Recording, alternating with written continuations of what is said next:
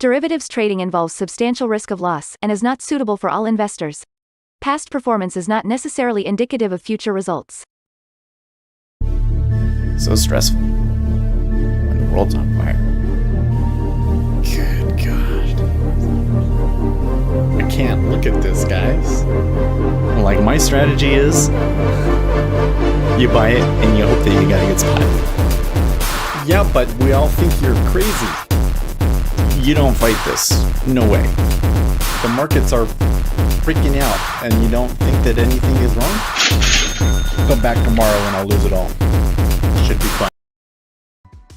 All right, guys. Well, the big story that I was reading yesterday, I guess it's not the big story, but a story I read yesterday was that somebody was placing a huge bet on the non-farms payroll being really, really positive and interest rates going all the way back to 4%. Well, if the ADP that we had here this morning is anything to go on, they are going to be very, very disappointed. So what did we get here? Let's come look at the number. Make sure the news squawk is on. U.S. Challenger layoffs? Is that what I'm looking for? No, here we go. U.S. ADP employment change, 99,000 versus 145,000. That is a very weak number. Well, let's come and look at the charts. Here we got the 10-year. Pretty good move yesterday. You know what? It did eventually go higher, but not until way, way, way, way later in the day. Kind of unfortunate, because I would love to still be long, especially after that ADP. Oh my gosh.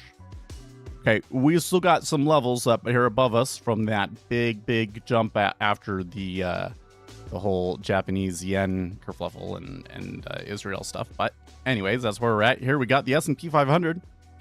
Kind of looking a little sad. So it seems that we continue to see the market be more like, oh no, recession, rather than, oh yay, more free money. So this is a concern, big concern. Oil down there, man, below $70 now. Yeah, I think that OPEC is going to put off that. Well, I mean, there was a story about it yesterday. That's what this big spike here was. It was that they're going to put off those output increases. But my goodness. And then we're still down. Who am I? Okay. Not good. Dollar up. Or sorry, not dollar. Gold is up. Silver is up, not as much, but a pretty good recovery there still. Kappa struggling. Japanese yen pushing higher. So I'm seeing some evidence of flight to safety in the Japanese yen now, to be honest with you. And Bitcoin falling. So what I'm seeing overall, I mean, it's kind of been all week, especially on Tuesday. On Tuesday, there was a pretty big risk off move, right? Overall, so yeah, the sentiment in the market has been risk off. So we are about to get the initial jobless claims. We are expecting a reading of 230K versus a previous reading of 230. I don't know if the market is going to care about that number as much as they will or do the US ADP employment change. Because again, they missed there by about 46,000 jobs. Now, that's not the only component in the non-farms. It has not been a very good predictor of what the non-farms will be as of late, but it has not been as big of a miss as of late either. So, yeah, market really cares about that number, and initial jobless claims might not really show you what's going on, you know? So, yeah.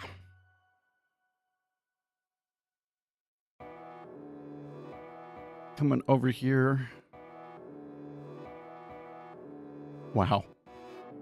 Germany's AfD party calls for end to mail-in ballots, launches probe into suspicious software error. Okay, they're the right-wing party though, right? So it shouldn't surprise me. Wow.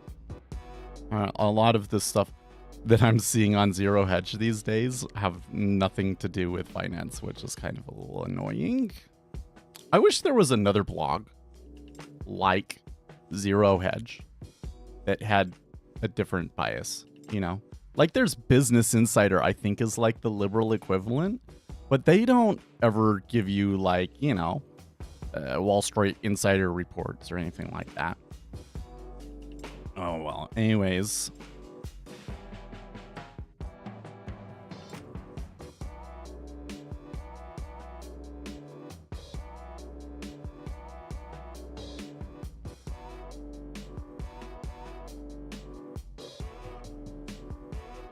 Yeah, and they finally posted a story. One of the things that was going around yesterday was apparently a number of conservative influencers were tricked into accepting information from an individual that was involved in a Russian influence campaign. So that one's been floating around.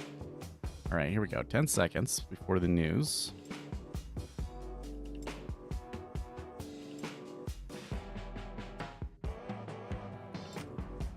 Okay, so they are moving down. 227. Okay, so why are they moving down? Initial jobless claim slightly lower than expected, 227 versus 230. That's pretty close to in line though in my book, but better than expected. That would be a down on the treasuries. Labor cost, spot 4 versus spot 8. That must be what's going on there. No. That would be up as well. I don't know. Very interesting.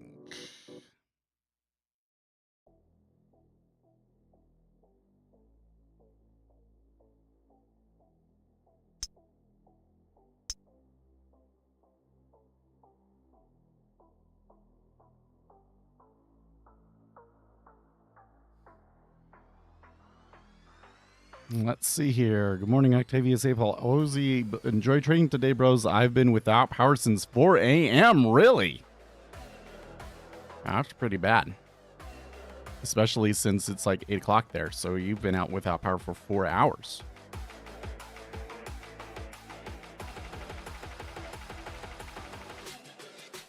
Well, what I'm kind of seeing here, there was some movement, of course. I'm not getting any kind of clear read from those numbers or from the order flow, frankly, except for that it was an across-the-board sell, which may be like a temporary blip in things. And I think at this point, we should be cautious about any kind of positions because we do have those PMI numbers later, and those are going to be super, super important as well.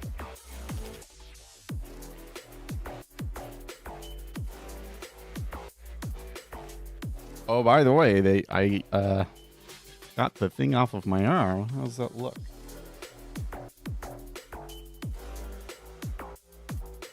Oh, you can barely even see it in the camera. Not bad.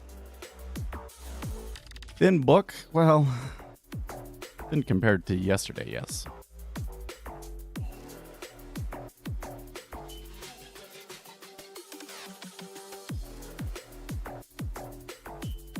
It looks like an arm from this side.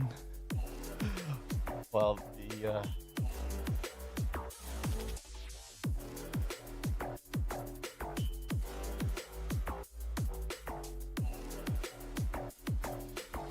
right there is the scar.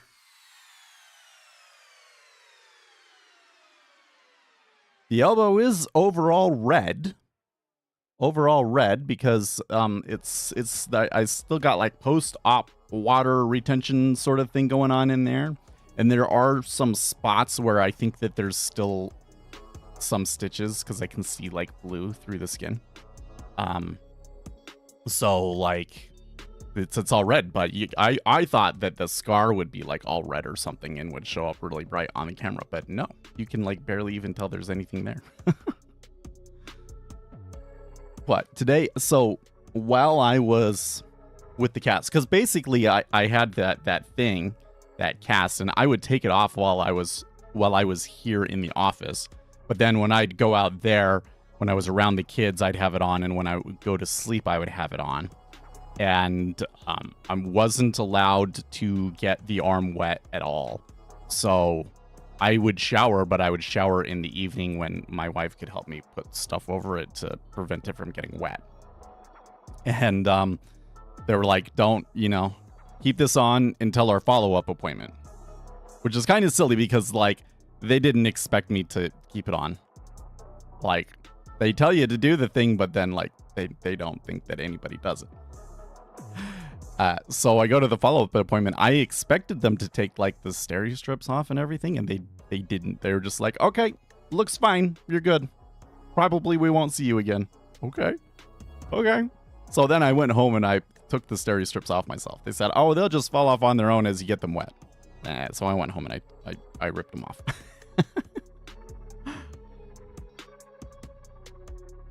And moving it, there's definitely like some inflammation and swelling around it, but I'm not really feeling the tendinitis, so that's good.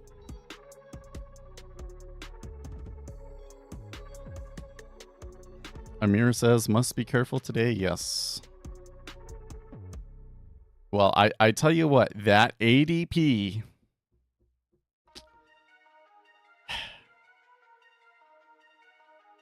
I'm kind of starting to think maybe it will be a 50 basis point cut, man. I'm going to be wrong. I'm going to be dead wrong. I mean, we can't really know. I don't think we can really make a good judgment on what it's going to be until after non-farms. But ADP was such a huge miss. I would be very, very shocked and dismayed if the non-farms was like a really strong number. There's somebody out there betting that it's going to be a strong number and the interest rates are going to go back to 4%, which is like, what? Okay. I suppose if you had a really strong non-farms number, that could happen. But can you really have the ADP miss that much and non-farms end up being strong? I'd have to say some tomfoolery is at afoot if that's going to happen. Otherwise, though, this is starting to look like slipping into recession. This is starting to look like we should have cut interest rates over the summer, and now it's too late to stop it. That, like, the labor market just goes into a spiral and you get the recession. Even as you're reducing interest rates. And if that is the case, I think that you have to lay the blame at the Bureau of Labor Statistics, who had been giving us pretty strong numbers over the past year, and then we find that it was revised down. And I'm not saying that they're like fudging the numbers or anything, but the numbers that we were getting on the release day weren't really very accurate. And the market was relying and reacting to them anyways. And all of that data and reaction led to us thinking the economy was stronger than it was and not reducing interest rates when we probably should have.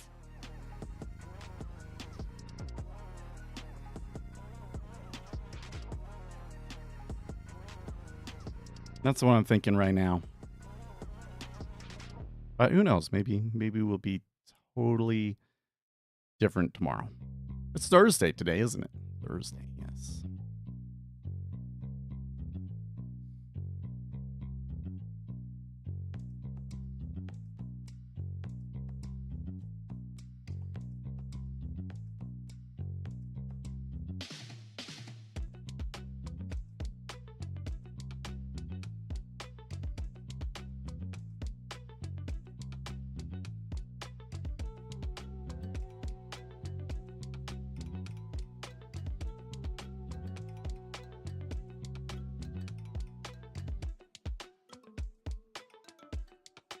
Okay, well,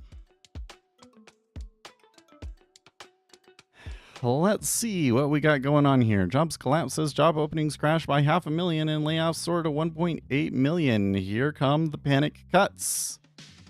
Peter St. Ange says, oh, I don't really like that guy. I'm supposed to like him because he's conservative, I guess, and economics, but he's an Austrian. I think that Austrian economic enthusiasts are stupid, to be honest with you. Like, Why? I'm not going to go deep into this. I guess I am. I think that Austrian economics is stupid. It's not like it didn't come from nowhere. Like the issue with traditional economics, we made a pretty significant development with Keynes. He made a lot of important models and so forth, but our ability to actually predict things is still quite limited. And why is that? Well, Austrians say that it's just by its very nature, you can't do that with it. And so they just try and parse the market with like logic, essentially. And that's why I think that Austrian economics is dumb. Because Austrian economics basically says, ignore using empiricism, which I just despise, okay? The new field of economics that's coming through here, complexity, the study of complexity, allows you to create models with a large number of participants in a particular system, and you can set up the rules by which those participants behave. And what you find in complexity studies is that you will find that when you combine everybody's actions together, it will result in a system-wide behavior that you would never be able to predict just from looking at the individual constituents. And so now we have a new field of economics that we actually can make pretty okay predictions with, or at least we believe that we will be able to. And it's still a very, very, very new branch, but one that very much excites me. And that, I think, the complexity dynamics, or I want to say it is study of complexity, but I don't know. Anyways, I think that explains why, economics has been so bad at predicting things and doing all of that stuff. So the Keynesians were maybe right that like there's problems with the other branches of economics, but I think that their take on things is not correct. It's mostly just a bunch of logic that they came to try and justify their political opinions. And more largely, some of these guys like Peter, I think I constantly see them directing people towards, fear and pieces of information that don't matter. Of course, the ADP right now, that matters. That matters a lot, doesn't it? But Elon Musk retweeting Peter St. Onge and saying concerning. Indeed. The job openings number, I'm a little bit like, whatever. Because honestly, most of that number is made up anyways. And so many of the job openings out there are fake.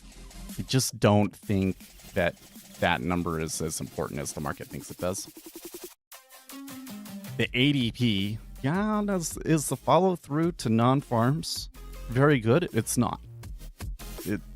They've diverged many times here lately. That is a big miss. I have a hard time seeing that not show through to the payroll, to the non-farms report. Does that mean for sure that we're going into a recession? No. But it puts it on the table for sure. Like before, it was kind of like, do we need to put it on the table? We're thinking about putting it on. Now it's for sure it's on the table, right? Now for sure it's on the table. Probably the probability is still below 50%. But like that's the funny thing about this, right? Is that the probability is always less than 50% up until the point at which we're all certain that there's going to be a recession, and then it goes up to 100% essentially, like overnight. Can collapse very quickly. Do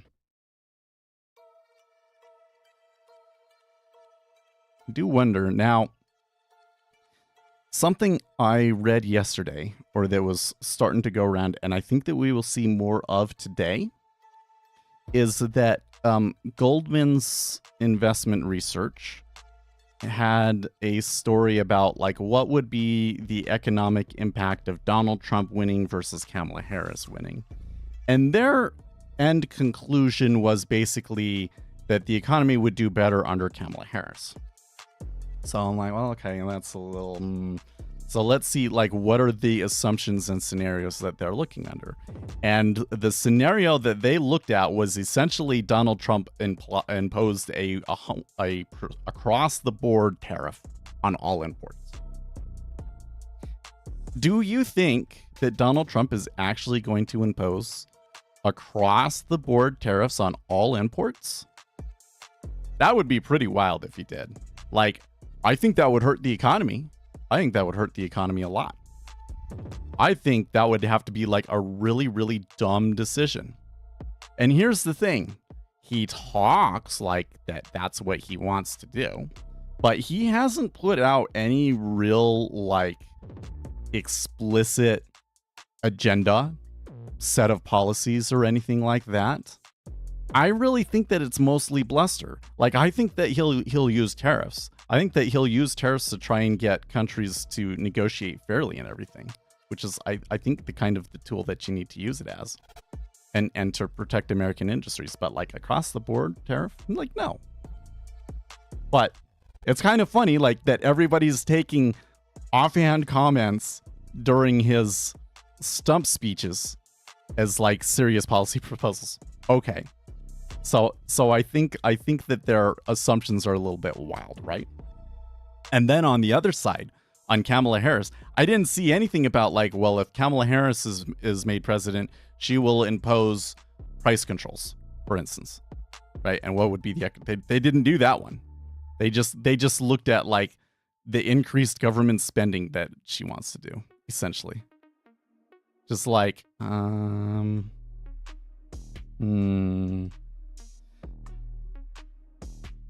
So now I start to game it out myself. Okay, I think that Donald Trump is going to win. Everything that I'm looking at right now, the trajectory of the campaign and everything else, Kamala Harris needs a game change in order to win, in my opinion. If the election were today, it would be extremely, extremely close, but Donald Trump would probably win. And the problem is that for Kamala Harris is that the longer that time goes on, probably the worse that she's going to do. Unless there's a game changer. Like, for instance, Donald Trump has a really, really bad debate on Tuesday. Donald Trump had a really, really bad debate and Kamala Harris had a really, really good debate. That could be enough of a game changer to get it for her. But I digress. So, going with the scenario Donald Trump wins. Then what happens? Donald Trump wins. Do we get a recession? Maybe.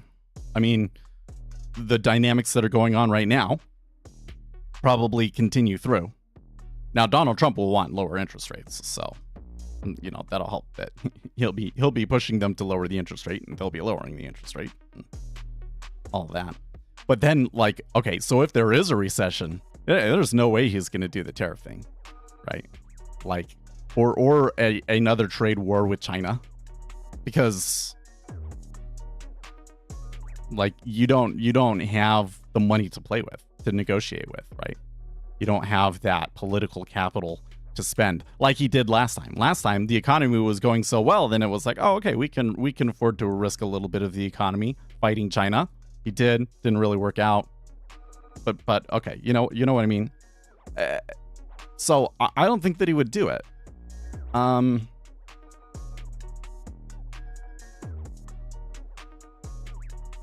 And it's really interesting to think, though, where things would go from there. Like, in his first term, he was able to get the economy going so well because they had that bill that basically rewrote the corporate tax code. I don't think that he has an ace up his sleeve like that this time around. So, well, it would probably, if we had a recession, I think that it would probably just be like a normal recession, though. Would be like, things come down, Maybe some home markets and other things that are like just ridiculously expensive come down a little bit. And then things go back on their merry way and everybody goes, oh, if I had only bought during the dip, yada, yada, yada. Well, she will win with mail-in ballots. We need to get rid of mail-in ballots. It's actually really horrible that these are the choices. Really is. But like, can you see how we got to this spot though? Right? Is we basically we held a policy. I wouldn't even call it a policy. It's broader than that. We've basically been moving the society in the economy in this globalist direction, in a direction that objectively hurts a very large swath of Americans and the middle class in particular. And then we pushed everything else out to the margins. Anybody that said that this was bad was like expelled from American politics. And so then you have one guy that comes in and says, no, we shouldn't do this anymore. Let's change it. I've hated it the whole time. Let's change it. Right? He's the only one that those people trust. And so you can't get rid of him. He has to serve his 2 terms out before you can really get rid of him, I think, especially when like the elections are so close. Like honestly, I don't want to scare you guys. Okay, what I'm about to say is maybe a little bit scary and triggering for some people, but if Donald Trump loses again, it wouldn't surprise me to see him run again. Wouldn't surprise me, because it would be close and you think, oh, I can still do it. Especially if it's like Republicans are likely to gain on the next census, for instance. But anyways.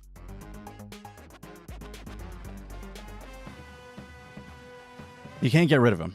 Meanwhile, the Democrat Party has basically maintained its power through coercion and corruption, in my opinion.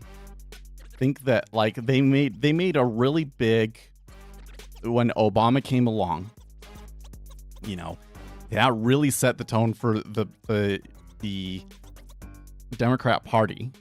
And the whole thing is that you would think that Obama should make the party so strong and everything, but he really didn't. He really weakened the party.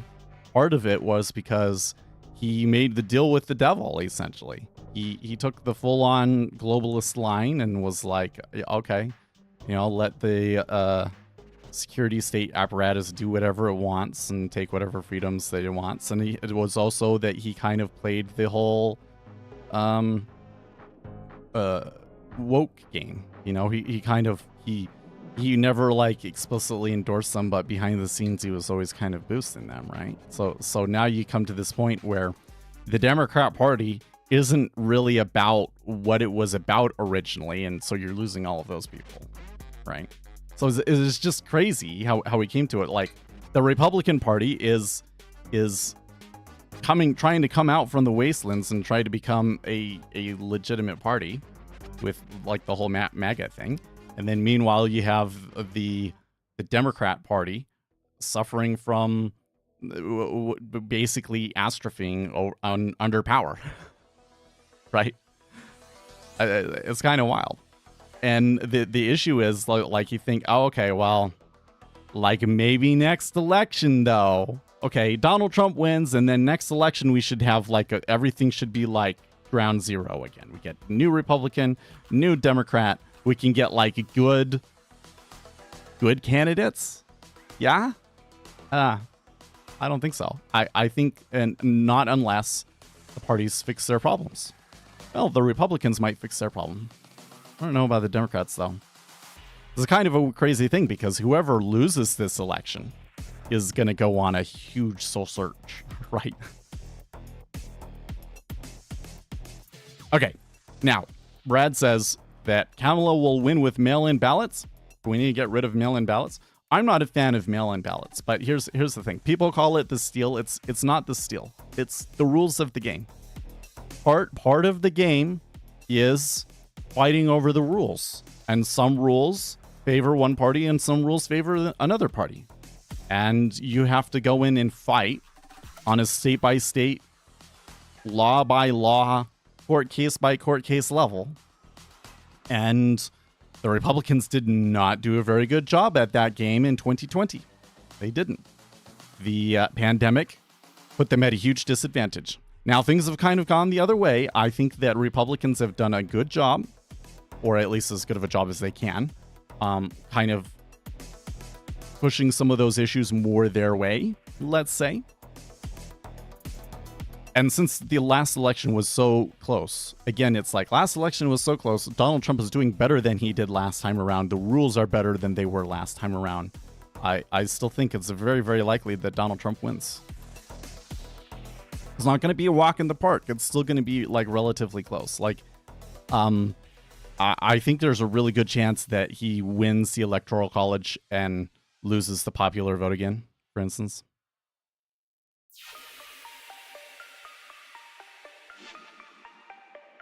If I was Trump, I would invest in metals mining so we can have cheaper materials for manufacturing. Well, the big problem I see in today's economy is definitely that the manufacturing sector is just languishing.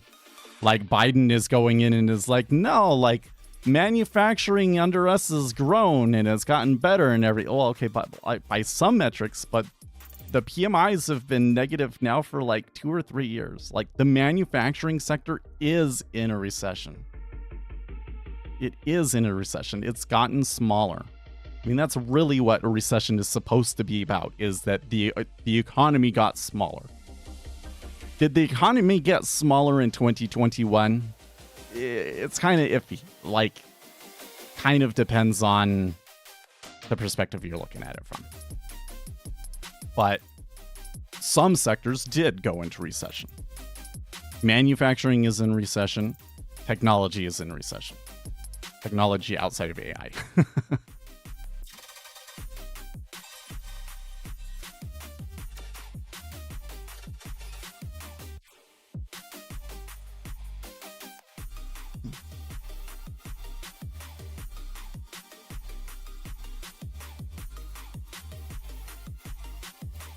The Chicago reposts. One of the arguments for continuing open outcry trading on the London Metal Exchange is it prevents ghost trades, a prohibited activity, or price discovery. I guess I don't know what they mean by ghost trades, but it seems to me that there were some things about an open outcry system that were beneficial and that we have lost under a completely digital system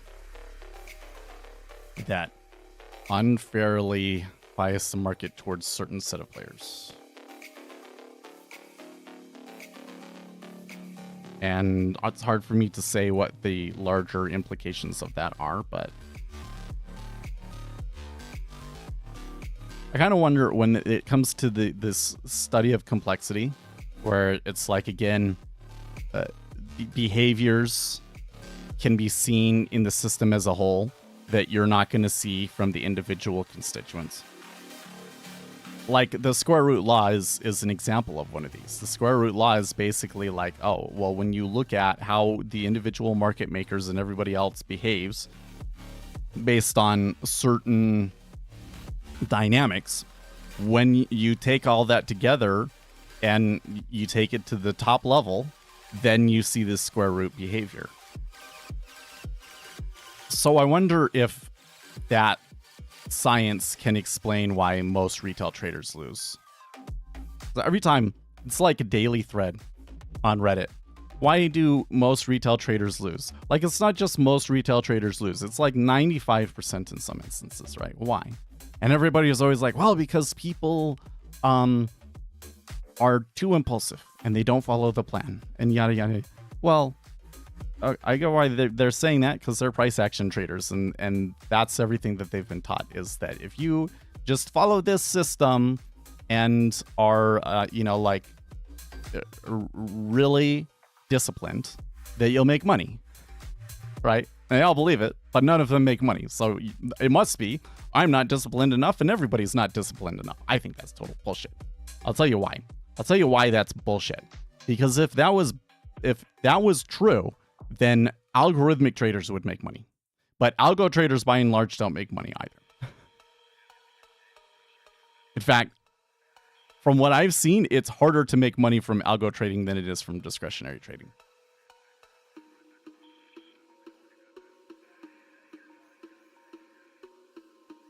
What math studies do you think quants work on to beat the market? Well, depends on what kind of strategy you want is part of it. If you want a strategy that's making money market making, then you're going to want to look at arbitrage. And you're going to want to look at being very, very fast. Referring to people like Renaissance Technology.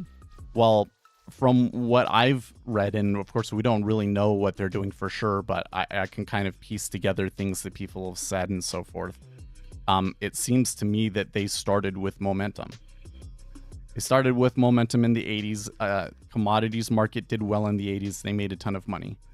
And then they moved on to hidden Markov, doing hidden Markov systems with those momentum studies. And then eventually they seem to have gotten into some sort of weird place where like they can kind of say, okay, X thing has happened. We saw this move. Now you're going to see this counter move, this counter move, this counter move, and they can like see things like 3 or 4 steps ahead and predict the flows before they come and make money off of them. But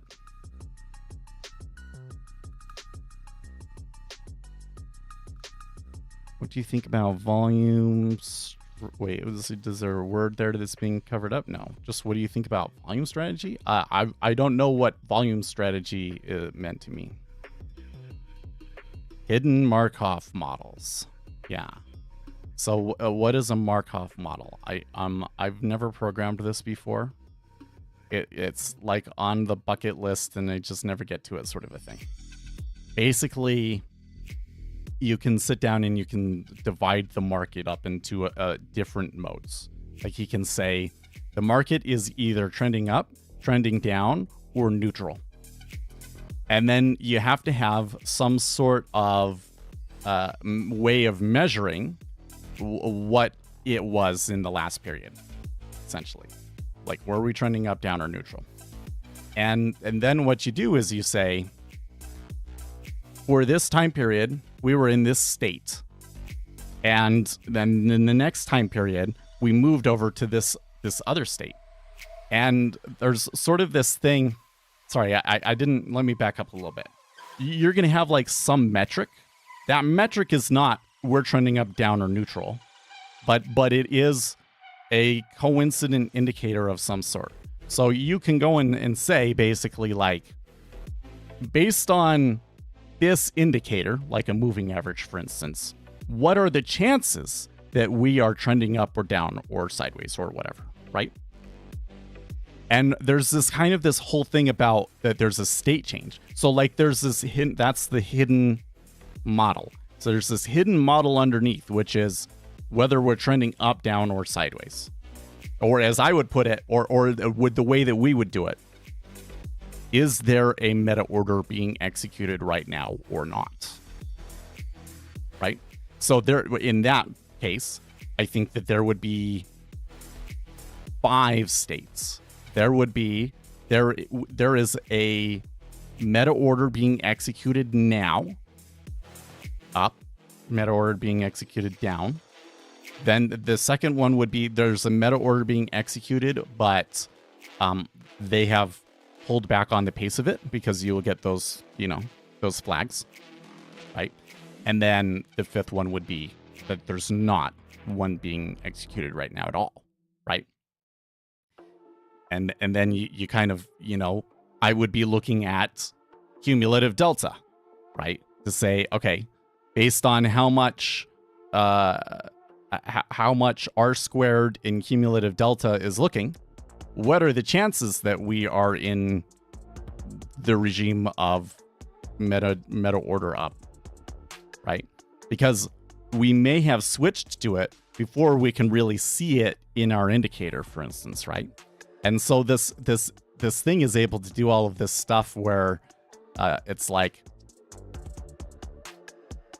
here's the probability that we're in this state, and then based on the probability that we're in that state, what is the probability that we move into this other state? And there's all this crazy statistical stuff going on underneath that you're doing it. But basically what you're doing is you're doing like a Bayesian model. It's like Bayesian statistics essentially applied to a market to try and utilize hidden states of the market that you can't see directly. So I don't know how Renaissance technology utilized it, but I'm pretty certain. I remember, I remember some guys at Goldman talking about how they used the DOM, and that like the pressure in the DOM would give them a pretty clear signal about whether they were trending up or down, essentially. But they were like, but you know, like the way that you interpret it is kind of complicated. And now, so many years later, I'm realizing that like what they were describing to me kind of sounds like a hidden Markov model. Sounds like you can look at the book pressure and there's a hidden Markov model that you can build from that. That's really, really useful. Anyways.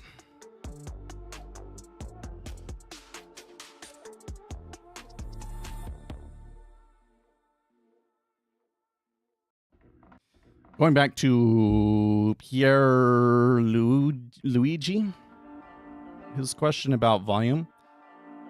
Volume in and of itself is not really very useful, to be honest with you.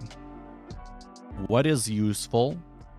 The best indication that we have of like informed trading is the imbalance between market buys and market sells.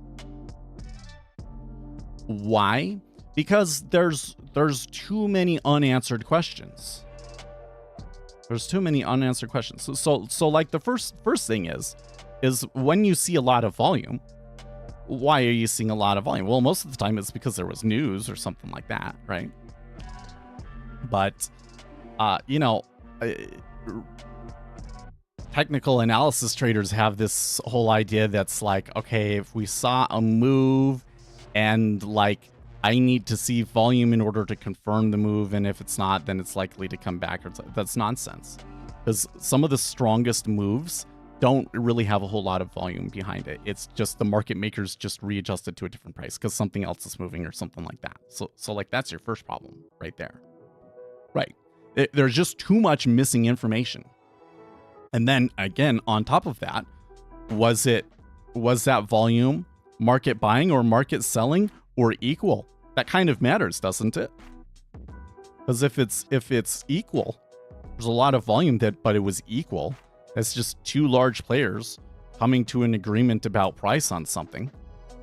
Kind of says that it's just going to stay there and not move much at all, as an example. And so volume on its own is not really particularly effective, especially not on intraday. Now, when you go again and you kind of like take the higher level view and you're looking at daily charts and you're looking at daily volume, that maybe, you know, if you use volume to say this particular candle matters more, that could perhaps benefit your momentum strategy.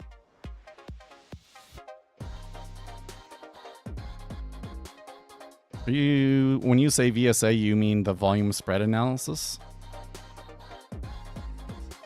Coming back to that one, I read a book that people said was about volume spread analysis, but really wasn't.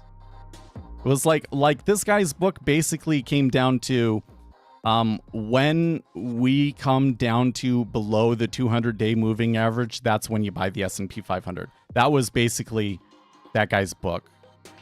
And I thought volume spread analysis was going to be like intraday trades and stuff like that. It's kind of weird. And like his whole argument, I thought was terrible, his whole argument was like, well, okay, yeah, if you looked at since the 2008 crisis and you followed that, you probably would do well, but that's only going to work for you in equities, and it's a confirmation bias, and there's all sorts of statistical problems with what you're telling people. And not only that, but then it was like, you know, 100-page book up that was basically just that. Like, I just explained the whole book to you, and the rest of it was just showing examples and filling up pages for the publisher. Oh man, I can't tell you how many books I've read from the trading world, like books that people recommend on the day trading subreddit that were really just filling pages. Like, they really did not have a whole lot of data. The other one that always sticks out to me, I'm gonna trash something like really, really hard that I probably shouldn't, but I'm going to. The max price action trading system is such nonsense. That, you know, like, you're paying for what's supposed to be a big book and everything, right? But what it mostly is just trading platitudes that almost anybody that's been in the trading community for a year will know. You know, like, trade with the trend, right? It's things like that. And it again, it's like, they're using lots of words to explain things that you could probably explain in 1 or 2 pages. But you've got to fill the content out to make people feel like that they're buying something valuable and yada, yada, yada. It's the same thing with frankly, all of these price action guys. Like, especially the inner circle trader, right? Everybody's like, oh, well, how do you learn it? Well, you just have to watch all of his videos and parse through like what he's doing. And no, it's what he's doing is actually pretty simple. He's waiting for the low of the day to be breached, and then he buys the dip. And he has all these complicated ways of explaining where you get in and everything, but the strategy is not complicated.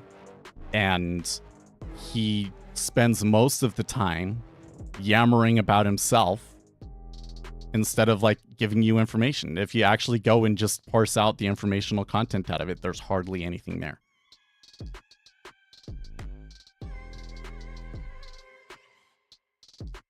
Come on, 100 trades a day with a negative risk to reward always works? Yeah. R factor under 1.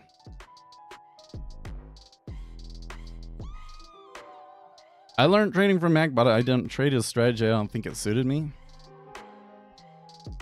Well, so the thing that really bothered me about his strategy too was that because the reason I read it was because I was going to backtest it. And the thing that I hated about it was that it was so vague, you know? It wasn't like, oh, okay. I thought it was going to be like when the market does this pattern and whatnot, and then you get in here and you get out here and all. That's what I thought it was going to be. But it's really more like general platitudes and a risk management strategy. And the risk management strategy is basically have a stop that's twice your target. Basically, he was telling people, go for 4 points and have an 8-point stop, is what he was doing. And it's actually not nearly as popular as it used to be. Before 2020, I would say that Max was probably the largest educator in this overall day trading space. He kind of fell by the wayside after COVID because basically all of his traders were trying to hold these 8-point stops, and when the market went up so much after COVID, right, you know, it didn't work anymore because the volatility was too much.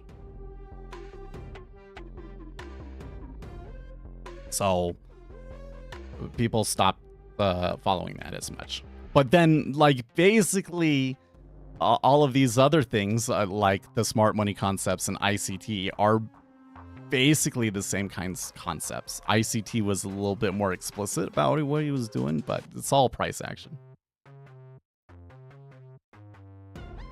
And price action is really just a complicated way of saying technical analysis that's based largely on support and resistance.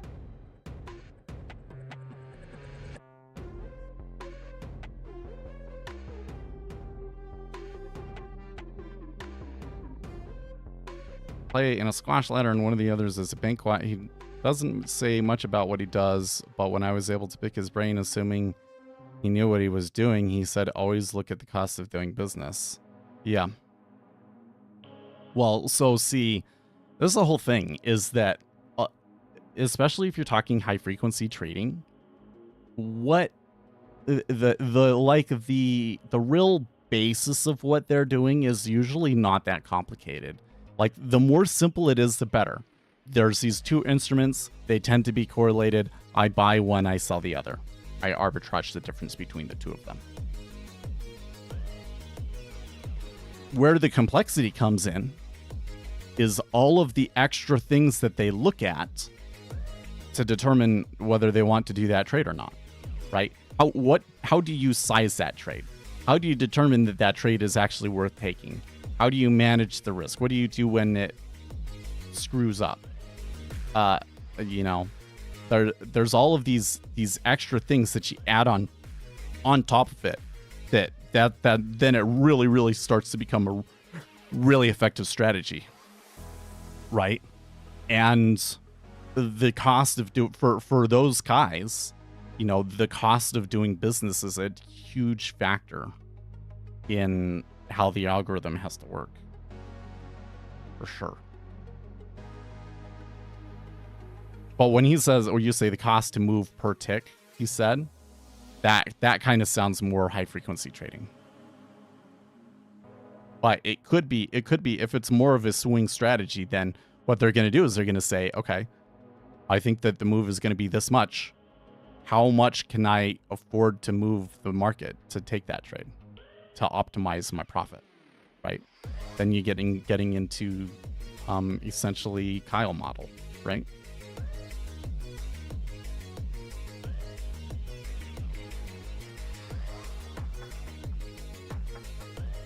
Well, the market kind of like stalled out there in the 28 area for a while. They didn't trade that much between 28 and 27.5. Just kind of rested there. We have come back from that a little bit, but the market still seems very quiet, and I don't anticipate us getting too much excitement until the PMIs in 30 minutes. And then, of course, the 45 minutes PMIs are going to be the big event today. You're up 10 ticks again in your demo? So you were in before. Well, that's kind of a little bit degenerate, though, don't you think, holding through ADP?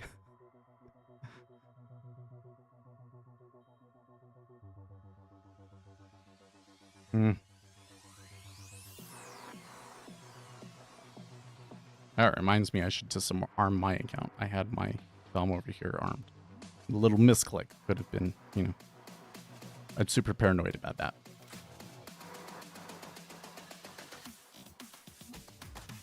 Reminds me, there was a post on Reddit the other day that was like, does price action work? And I said, no, it doesn't. And now I was wondering if there was any. Oh, yes, there were.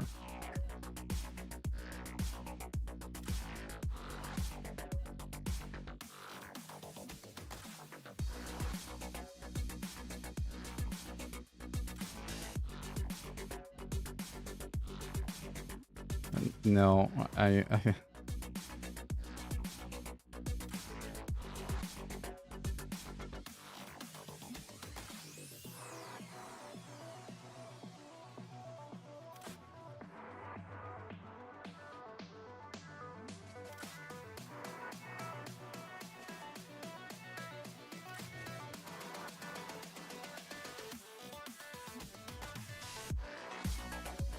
he did. Somebody did bite.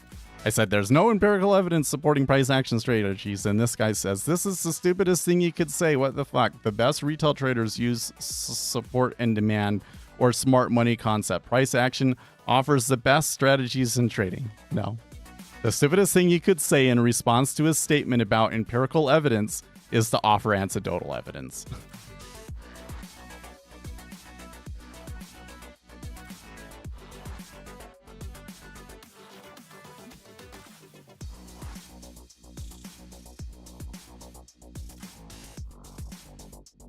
I have a thought to share. Higher time frames tend to show the forest better than smaller. Well, of course, but I think that so think of it this way. Markets are so sensitive to new orders that in the short term, the only thing that really makes money is predicting what other people are going to do. And some of the kind of supposed larger fundamental behaviors of markets that people want to try and take advantage of, or that people think exist, most of the time they don't actually have evidence that they do exist. But for instance, we know momentum exists, okay? We know that momentum is a thing, right? In order to make money from momentum, we basically have to be trading on time frame where those impacts of every individual large trader don't matter to us, which is to say we have to be taking positions and holding them for months rather than a few minutes. If you're going to be trading on the intraday time frame, basically the only thing that matters is what is everybody else going to do. And if you don't have some piece of information that's really effectively going to predict what kind of orders other people in the market are going to submit in the next 30 minutes, then there's really no point in trading other than gambling, taking on risk and hoping that it works out. Again, it's like going to the beach and trying to predict the tides by looking at the teeny tiny little ripples on the top layer of the water and not seeing the tsunami coming at you.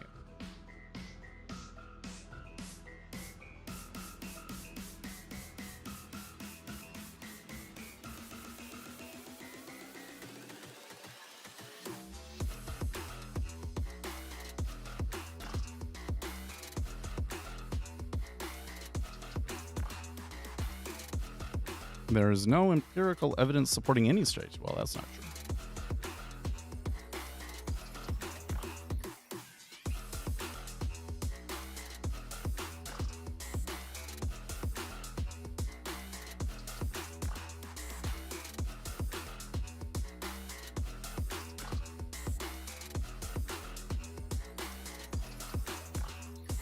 There's no empirical evidence supporting any strategy. That is not accurate. There is a wide body of literature supporting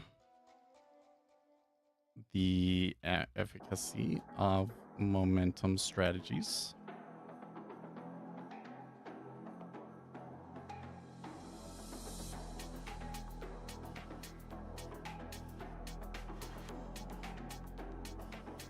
But, you know, well, I mean, I use that all the time, right? I use that every time that this subject comes up. By the way, why is that all the way up there? Let's just recenter this.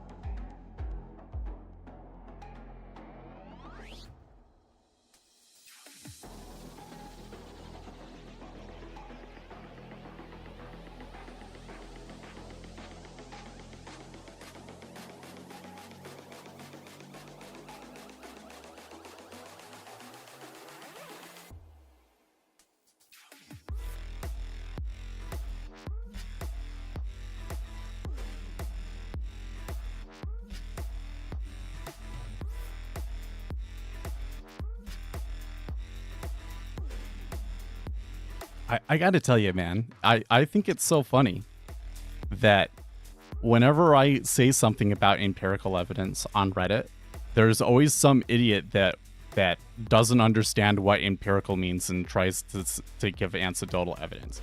Well, but doesn't so and so make money? Well, do you know? Have you actually looked at their results?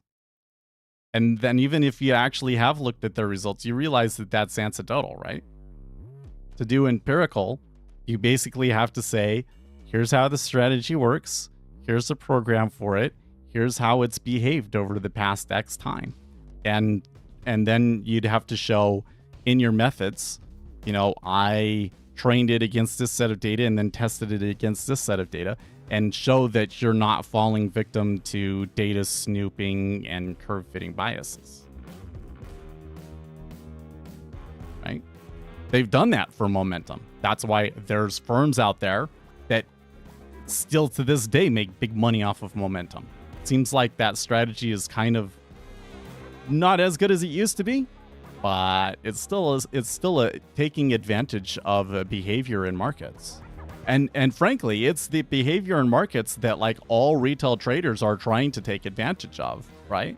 But they just don't understand what that behavior actually is or what they're doing, because they never actually got into the science. They never looked at the empirical evidence. When you look at the empirical evidence, then it's very clear.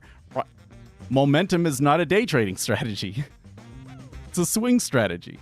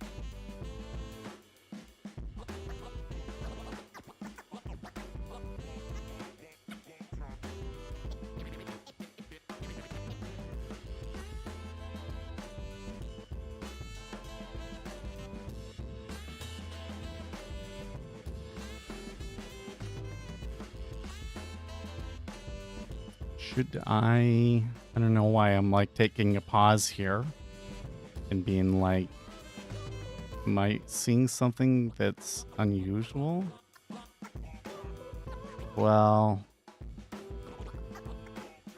we have seen a little bit of a drop in cumulative delta, but it's mostly like there hasn't been a huge change throughout all this anyways. So I think that I should probably not read too much into it.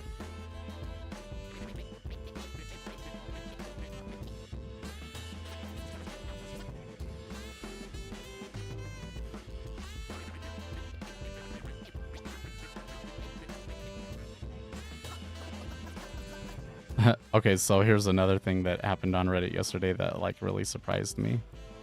Was somebody posted this this meme that was like, remember when we had an assault weapons ban and fewer mass shootings? Petridge Farm remembers. And I said, no, I remember the assault weapons ban. I doubt OP actually remembers, or he'd remember that it didn't do jack squat.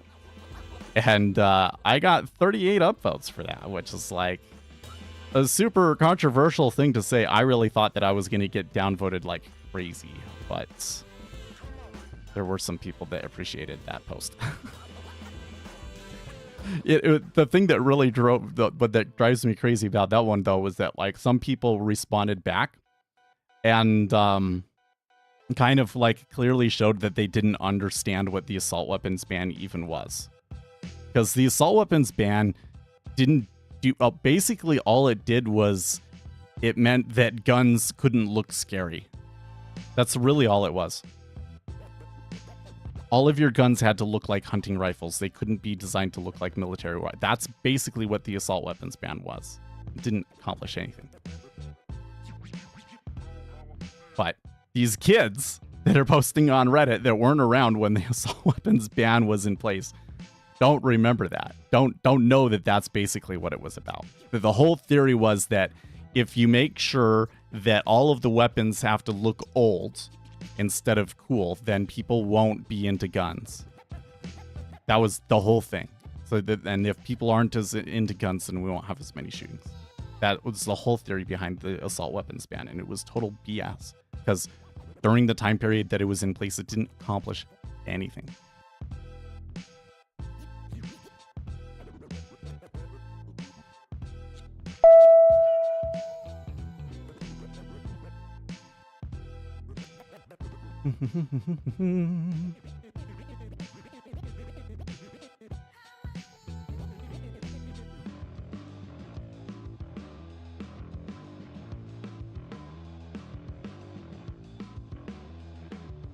Here's something that drives me crazy is the way that people manipulate headlines. It's like if I say something that's like slightly incorrect, everybody kind of gives it a pass. But like you're giving people that are just reading the headlines an incorrect perception of what's going on. So this headline, Dave Rubin, Benny Johnson, Tim Pool exposed as working for alleged Russian influence operation. That's not accurate. They were not working for a Russian influence operation. They were passed information by a Russian influence information. They weren't like working for them or anything like that. They were deceived by fake news created by Russians. Okay. I'd hate to be in Tim Pool's position because, like, you know, everything that you do or say has to be extra dissected because there's going to be so many people out there trying to deceive you.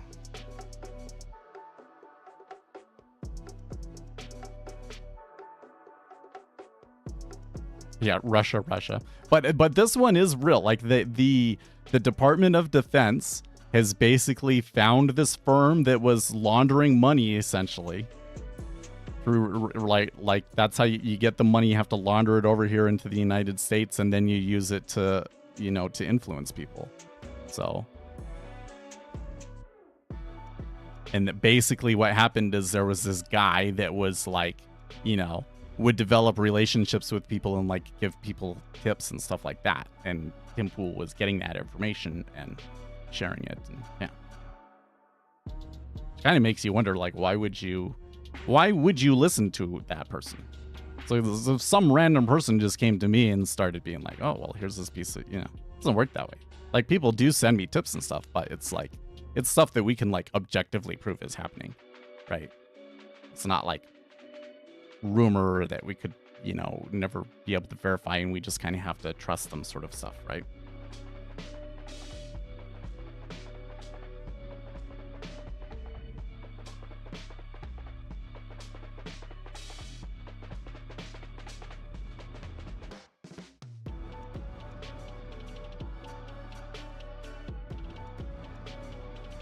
Oh, here you go. Do you guys enter trades before news or avoid trading all day? This is an interesting thing because from the data that we have suggests that staying in through news is actually more profitable.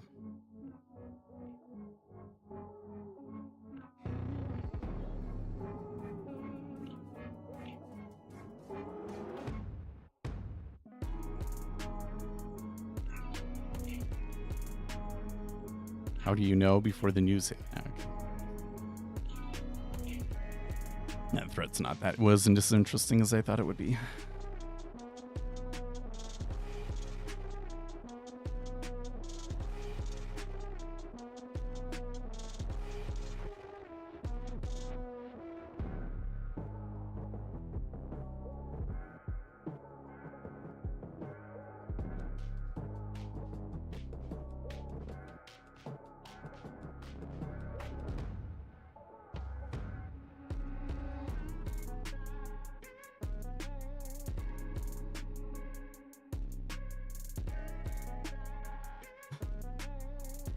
Oh, that's interesting. Our Advice Animals is bringing up the Central Park 5 incident again. That one's always fun. Let's see here, 15 minutes before the PMIs. You know, some of this action could be front running the PMI. Granted, it's only like 6K, but that's about what I would expect to maybe see somebody betting on it. And I do think that there's a chance. Don't think that because the manufacturing PMIs yesterday, was it yesterday or the day before? Because those were bad, that the services PMIs will be bad too. Because what we've been seeing for the past few years is manufacturing doing really, really poorly and services doing pretty good. Services carrying the economy, essentially.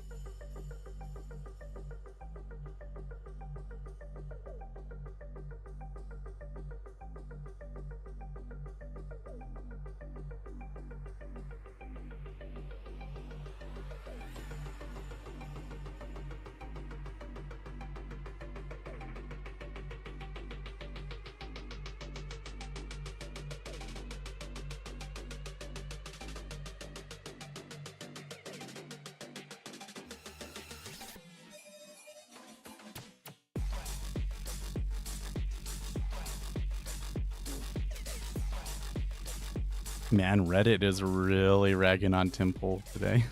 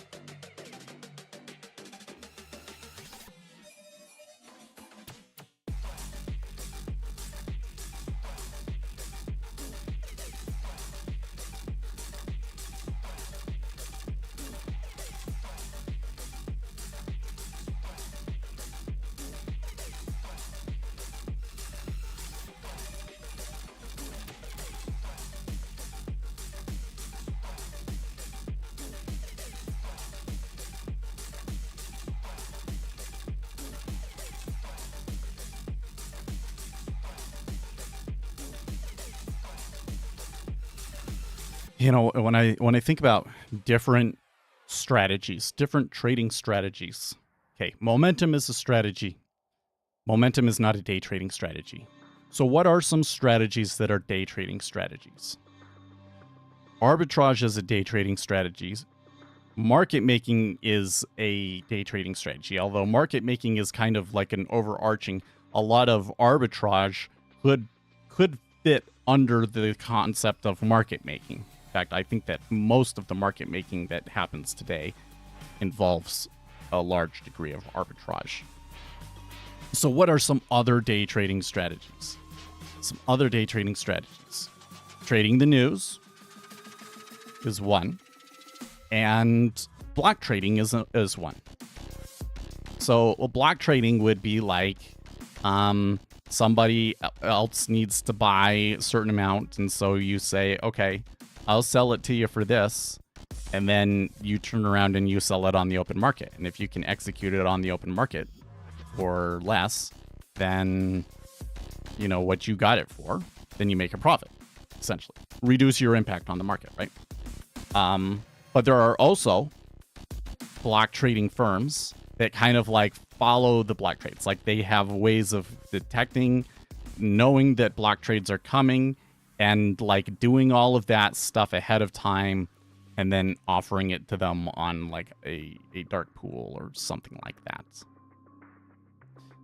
So if you're going to day trade, really kind of comes down to those two major categories, either arbitrage or block trading or news. So three. And we fall on the news and block trading side, right? And I kind of wonder, like where are you going to find the next edge? Where's the next kind of frontier? Well, it's complexity. It's the study of complexity dynamics. Would the study of complexity dynamics open up a new category of strategy? Or should we be trying to apply it to existing strategies? This is what I'm thinking about right now. We've got about 5 minutes now until the news. So there was a little bit of ticking around there. The liquidity is looking better now.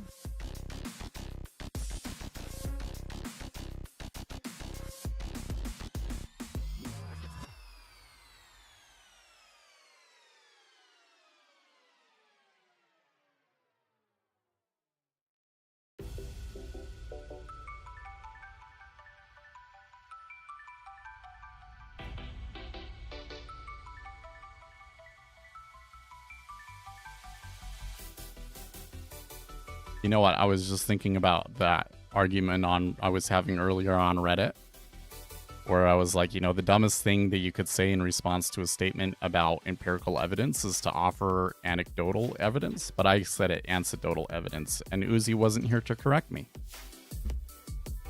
because his power is out.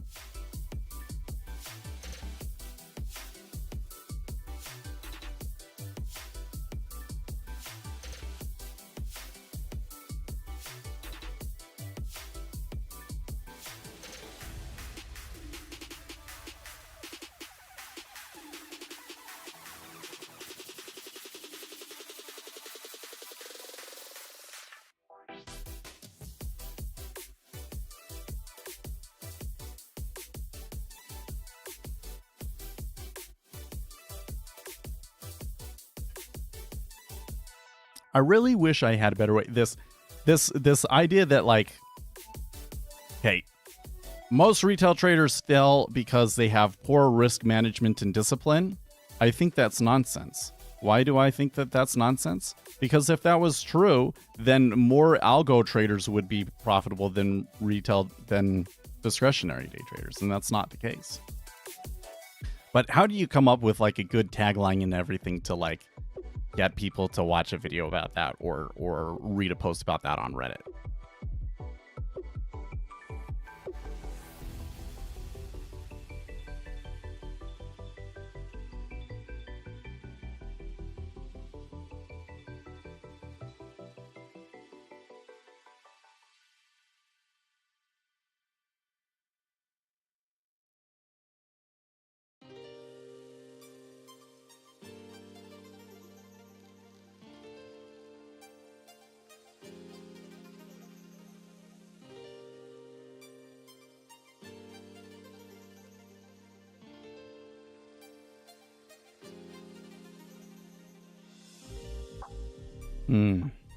It's funny because I'm thinking about this complexity things a lot, but I haven't read that much of that book.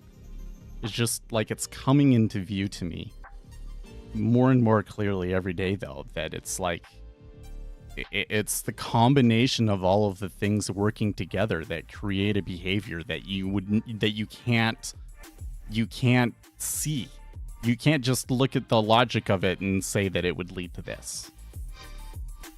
You have to see the empirical evidence and see the behavior at a top scale, and then maybe you might be able to sort out the mathematical behaviors that lead to it.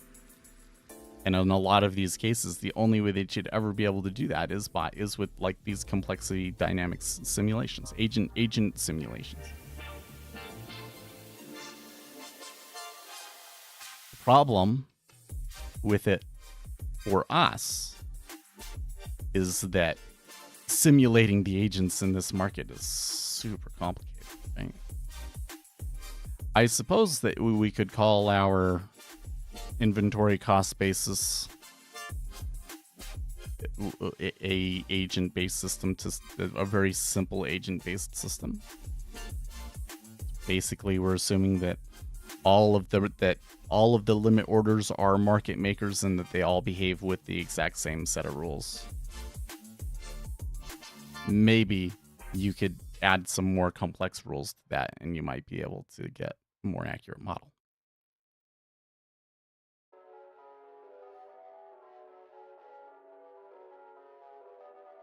Well, thinking on that, by the way, our model has the average buyer cost basis back at 23.5, so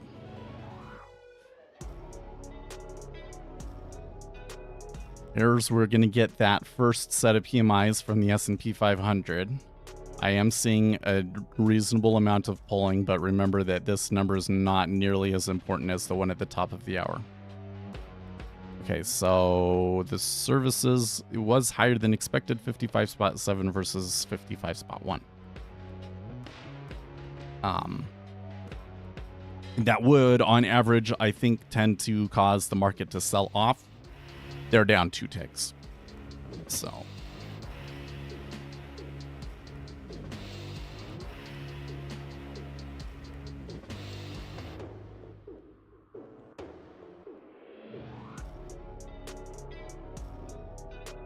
where's the move? We just got 2 ticks off of it. I am hearing on the news squawk that the hiring declined for the first time.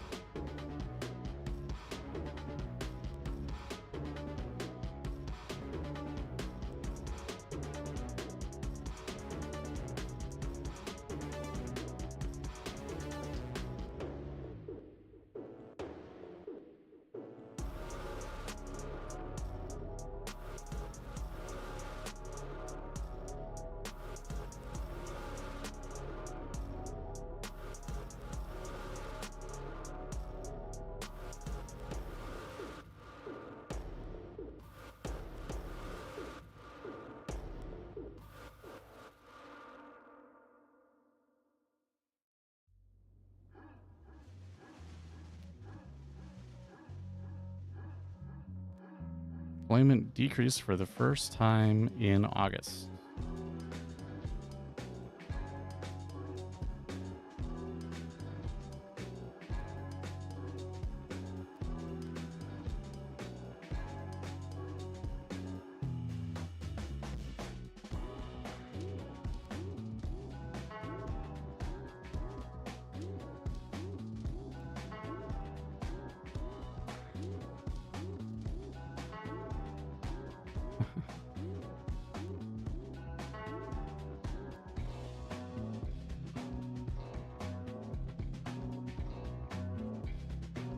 Wow. New polls suggests that Trudeau will come in 4th place in next election. When is the Canadian election, by the way? It's still a ways off, isn't it?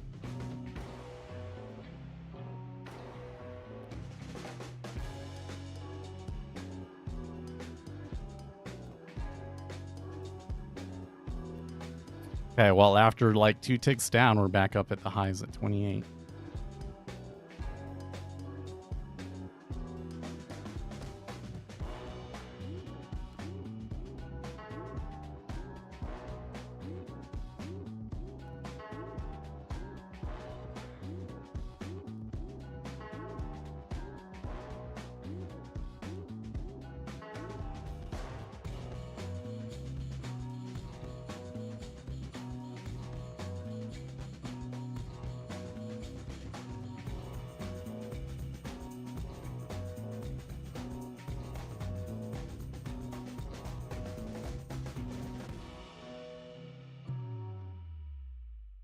Oh, official trailer for Megalopolis is out.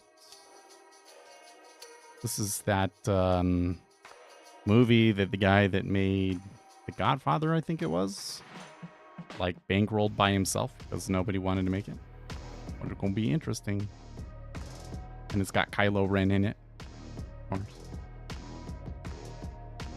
can't remember the actor's name. I would be sad if that's all he ever gets remembered for is playing Kylo Ren, because he's a good actor. Wasn't meant to be a dig on him. Just I can't remember his name.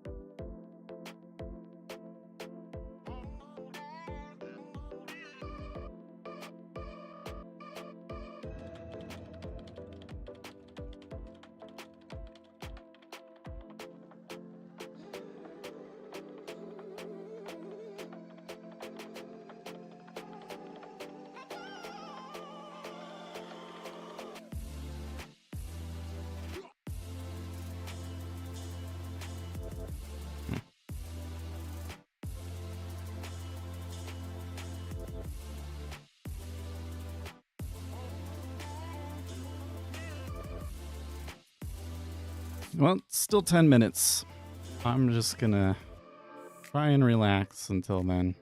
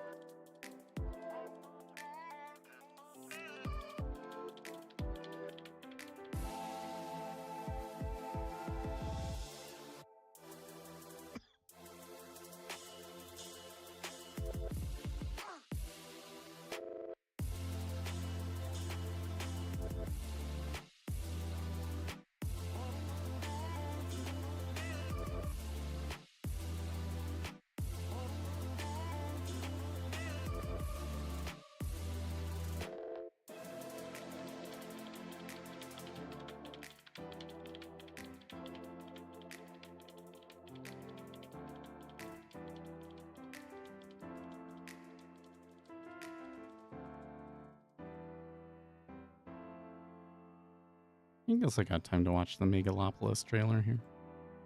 I'm not going to show it to you guys.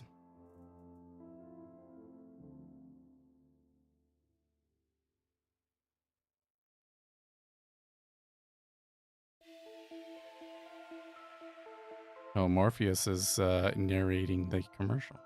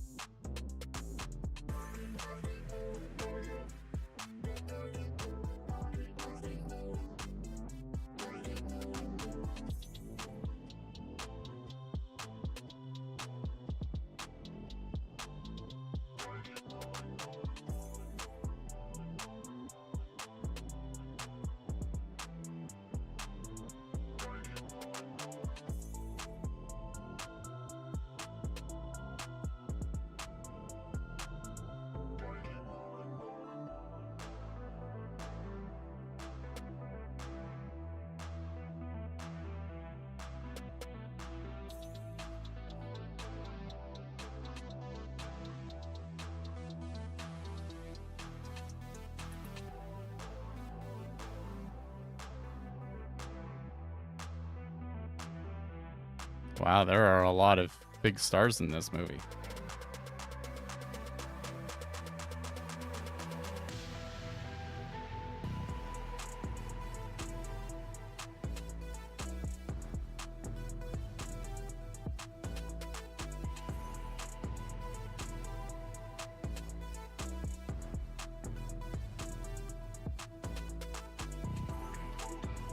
Oh, September 23rd. It's coming soon. I thought it was more like Christmas time.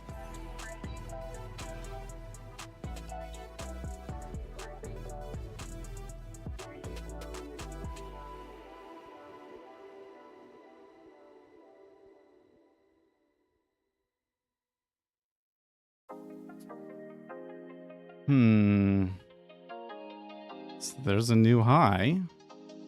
5 minutes before the news. They think that the PMI is going to be weak? Is that what that is?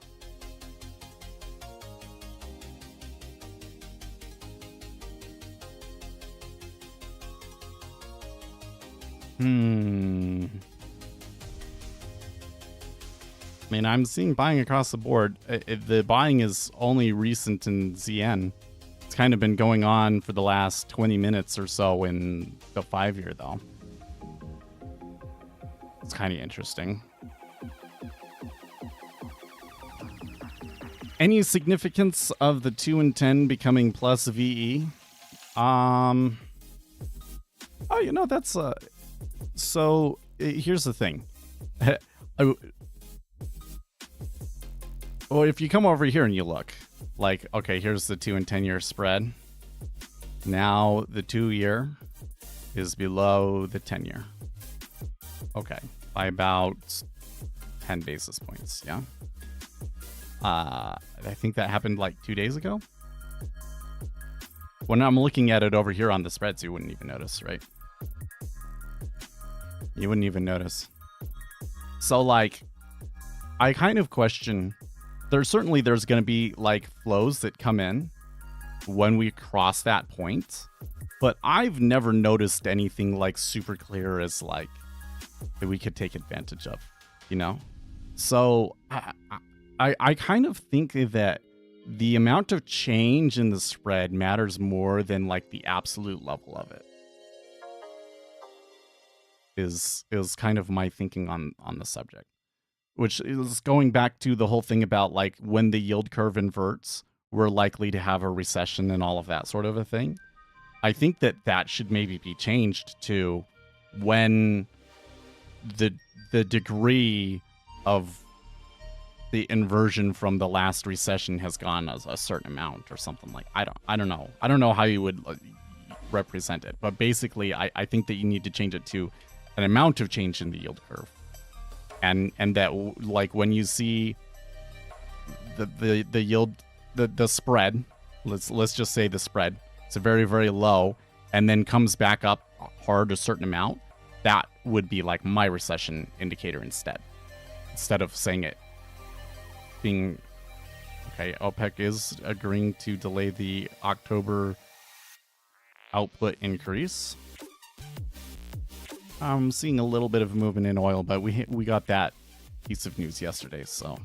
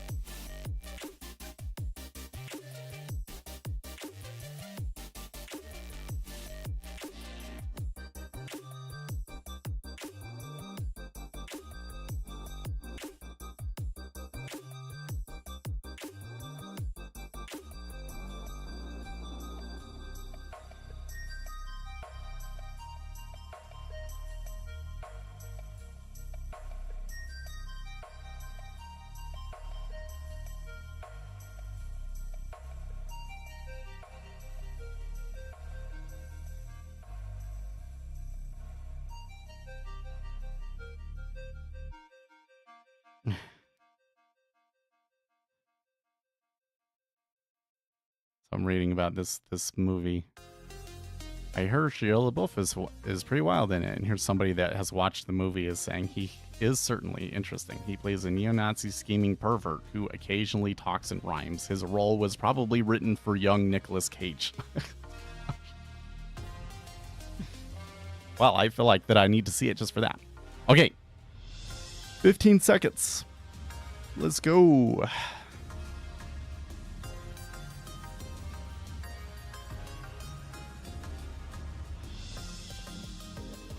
Well, there's no liquidity in the micros. Okay. Ooh, there was a big order there.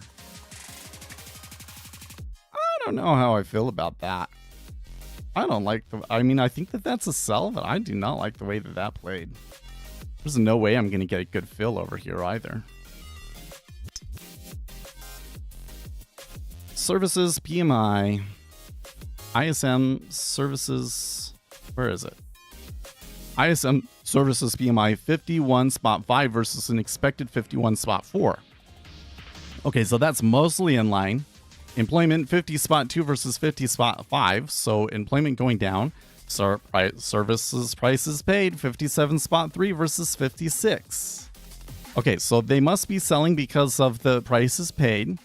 I don't know if that's like a huge game changer per se, though. In fact, I almost kind of wonder. Oh, this is a risky trade that I'm about to speculate on here. I don't like it at all. Like, just even thinking it through is like, okay, they sell on the PMI with the prices paid being strong, but then ultimately decide that the ADP number is more important and slowly melt back up later in the day. Well, there's a big iceberg there at 23.5 stopping them.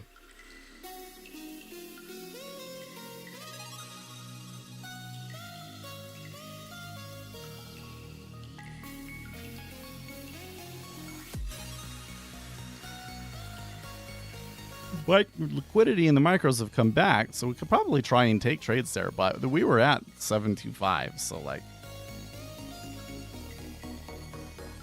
you're not going to get a very good position.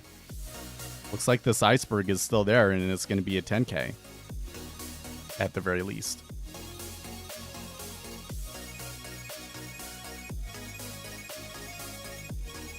Okay, now it's a 10K. Still hasn't cleared. Okay, cleared it with 11 and is now kind of refreshing. Still a reasonable amount of liquidity being offered up. 12K.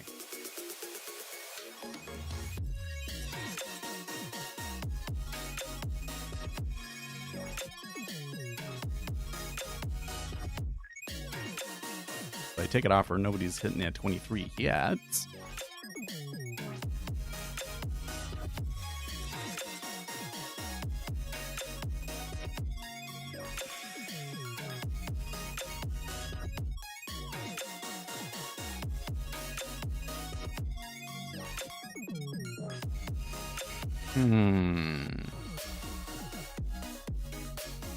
Well, the S&P 500 seemed to like that. I don't know how I feel about all of that.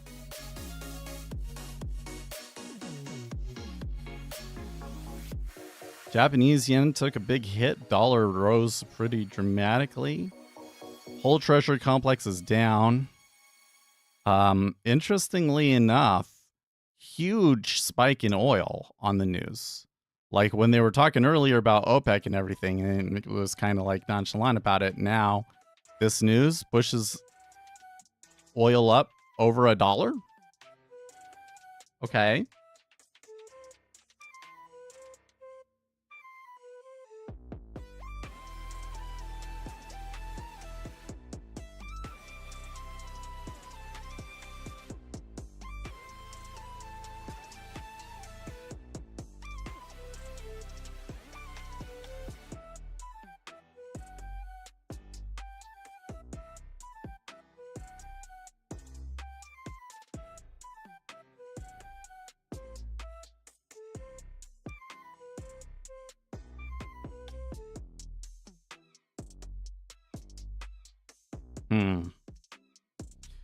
Well, they backed up a tick or two, but it still looks awfully heavy.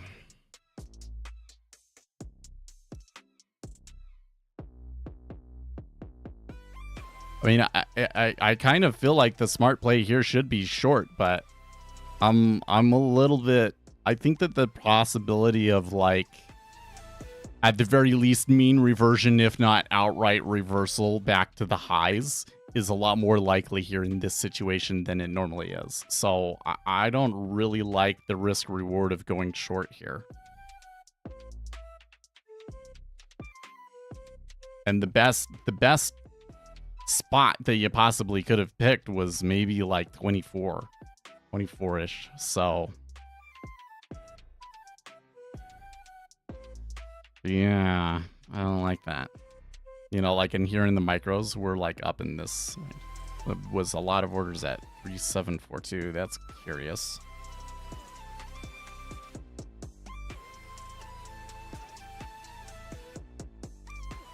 Let's recenter.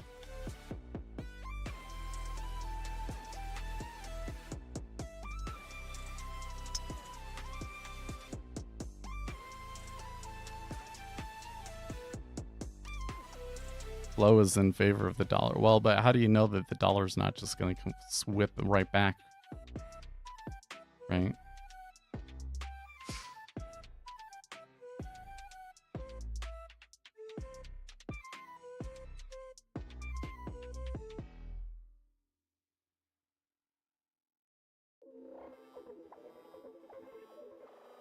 I don't know. The thing is the S&P 500 seems to like this news a lot more than the numbers seem to suggest. Like, I can see fears about inflation and all of that being like pushing the treasuries down pretty aggressively, but that really shouldn't move the S&P 500 as much as it is. If anything, it would cause the S&P to possibly sell along with the treasuries. So treasuries down, equities up into a reversal of the risk off that we've seen the rest of the week seems kind of a little weird to me.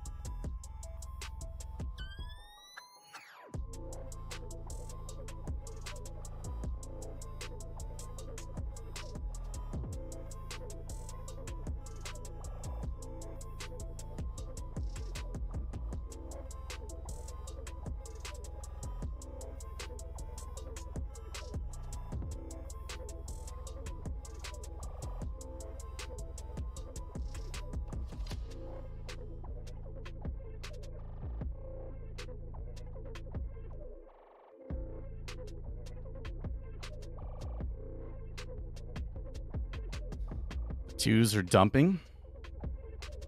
This is a little weird, don't you think?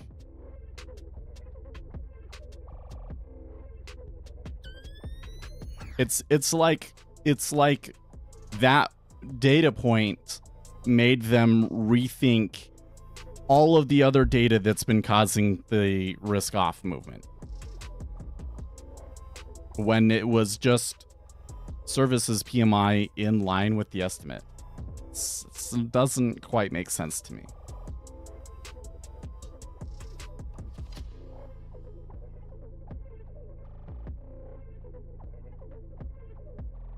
Perhaps these guys that were making that big bet on, well, no, that wouldn't make sense either. So there's guys making a big bet that we'd go back to 4%, but they're making money right now, or at least recovering some of their money right now, right?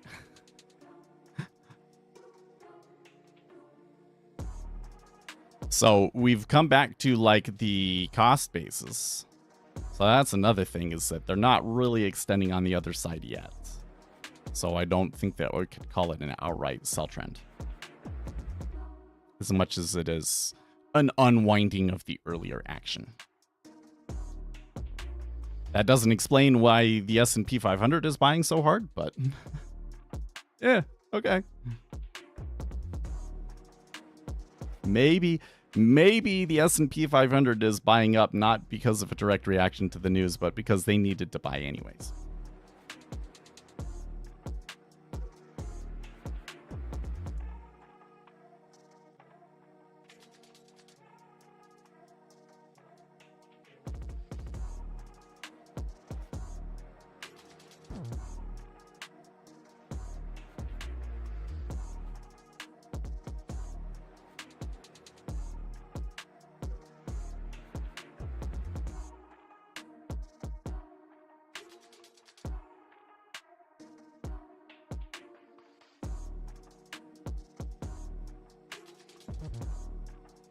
I have no clue what this movie is about, so I went to the Wikipedia page to read the premise. Holy crap, there's an entire section about how much of a shit show the production was. Coppola completely went off the reservation with this one. I feel sorry for the cast. Signed up for this thing and walked into a disaster. Now they're going to have to wash the stink off from this movie. I don't know, it kind of looks like that all of the actor performances are really good. But the overall movie will just kind of be like a disjointed, confusing mess.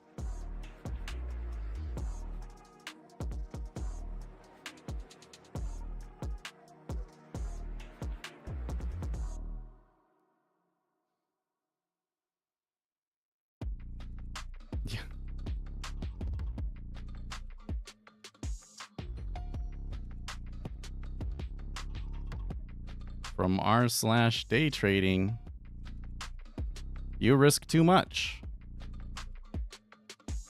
Yeah. Been reading posts here the last few days, and the main theme seems to be I lost my account.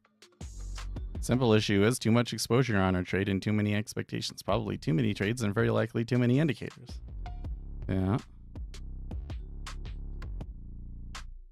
But that's how they were doing well in the first place.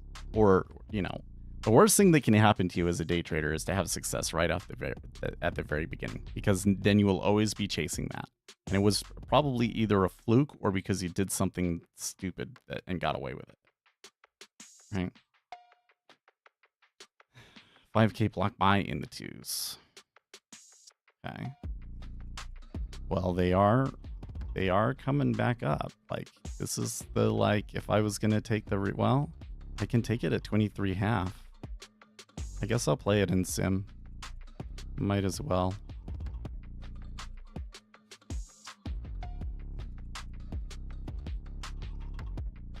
I don't feel very confident about this one, though. I can see at the very least that I should be able to make a market in this area.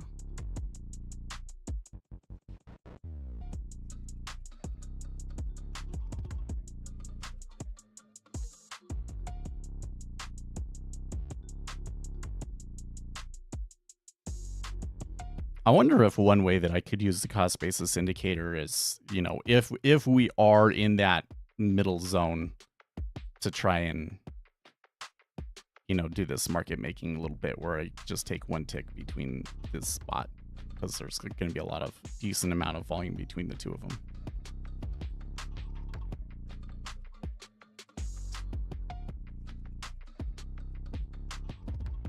Come on.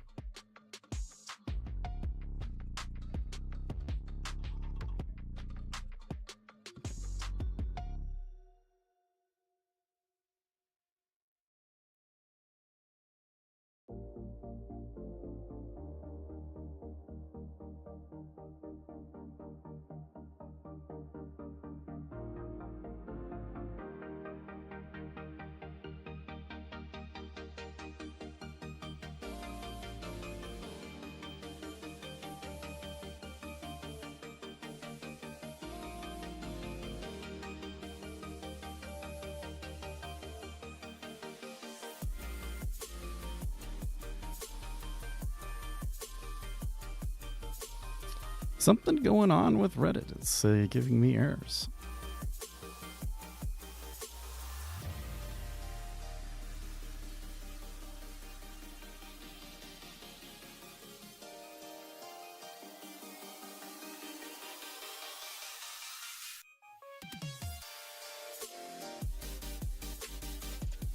Okay. Well, it kind of is looking like they want to move on without me.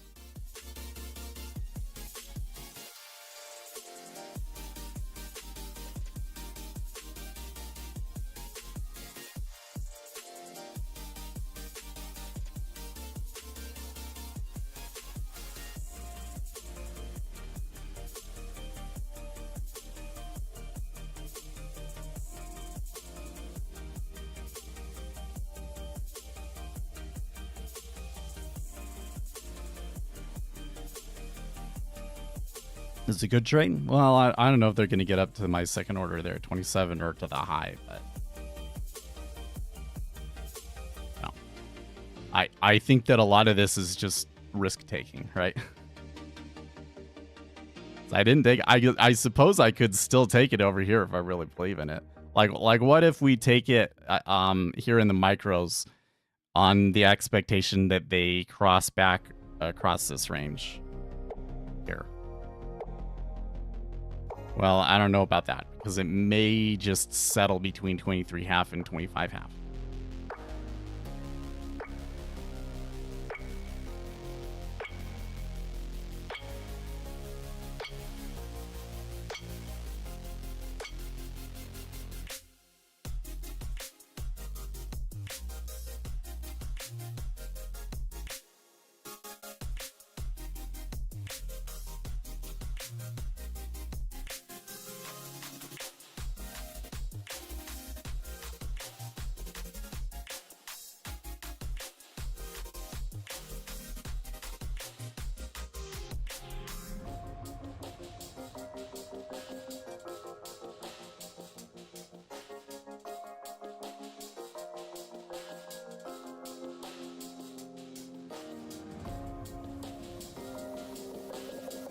Yeah, coming back.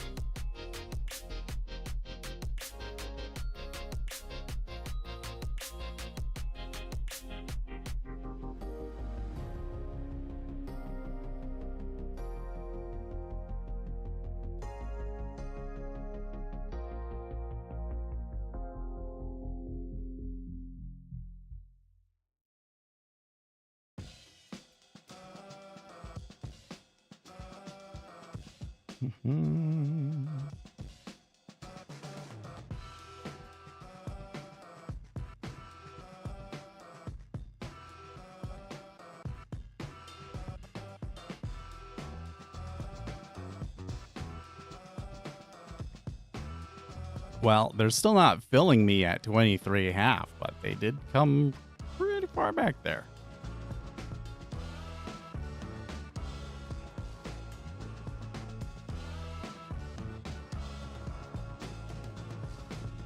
Just noticing now that copper is on a bit of a tear.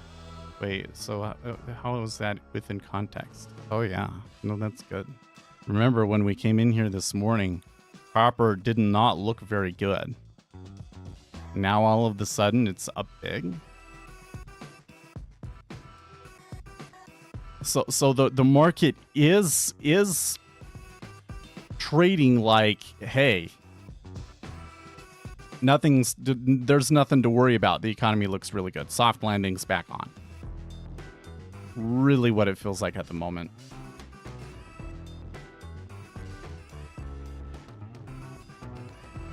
Let's come over to the zero hedge and see if they've got it good.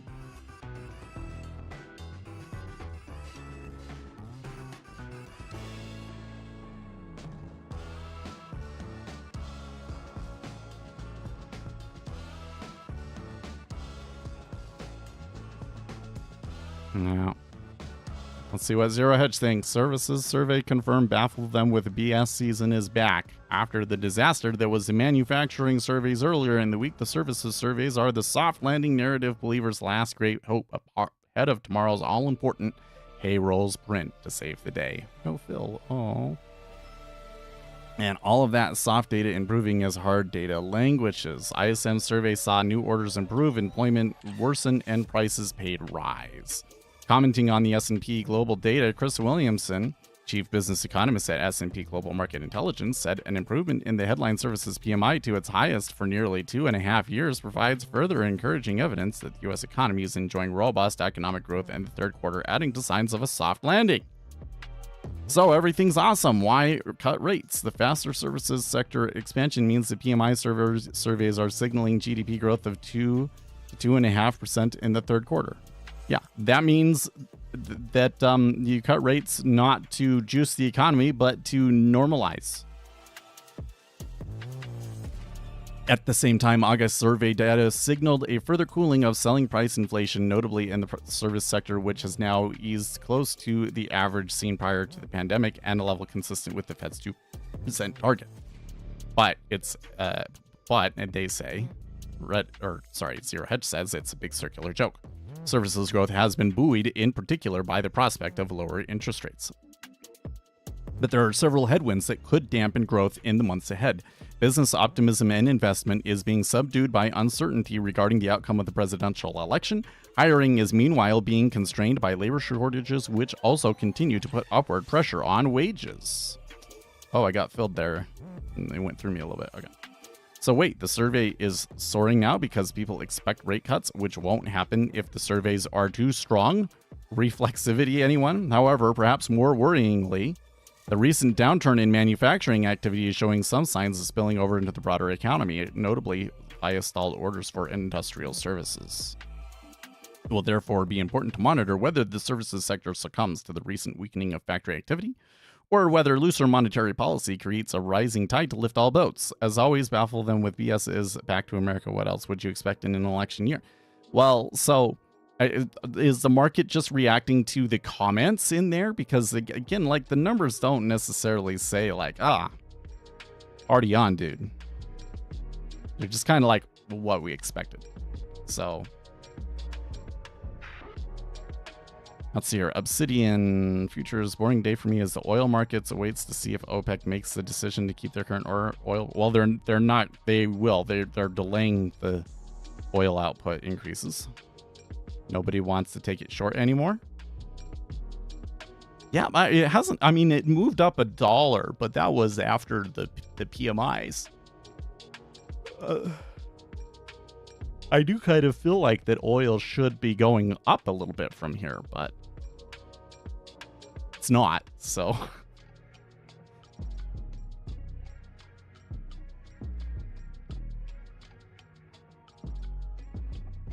Alligator says looks like an entry point for swingers. Yeah, well, I don't know. If you think that treasuries are going to go higher, then for sure, but I'm not convinced that it actually is going to. They kind of look like that they're eyeing the 19 area that we were at before ADP. So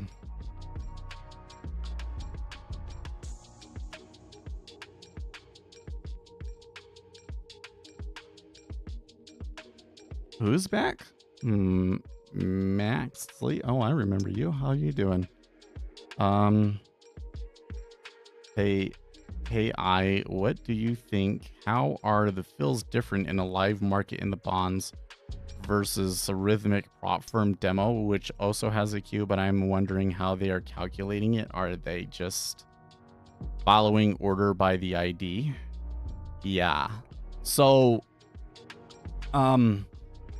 basically it's really generous.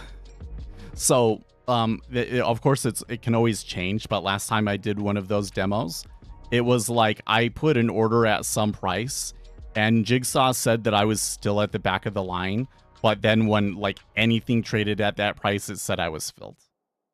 So I don't think that it does a very good job of keeping track of the queue or anything like that.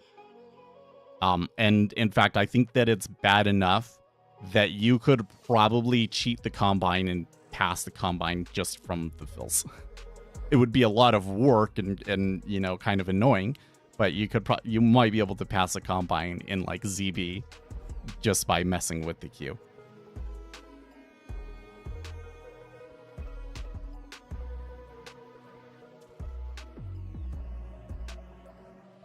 But that said, if you're not intentionally trying to mess with the queue or doing something where like you're just taking a tick, it's probably not going to affect you too much, right? That is a problem when you have an algorithm Because what will happen is your algorithm will tend to optimize itself towards something that, doesn't apply to live, essentially. But as long as you're not doing that, you're just discretionary trading, it's probably not a significant factor for you. Oh, alligator's back. Yes. Well, I told you after Labor Day, he's still there during the summer, but he doesn't actively trade during the summer. Kind of like I don't really actively trade during the summer. I think I took like 5 trades the whole summer. It's not instant, but I'm running a 1-tick strat on the ZB. Okay, well then it would be a problem. And I am highly profitable with these prop firms, just wondering how it would be doing it live. Yeah, it probably would be different live. So one thing is if you're doing like a demo account on Jigsaw tends to be more strict than the live market. So if you're doing okay on Jigsaw Sim, then you're really likely to get those fills in the live market.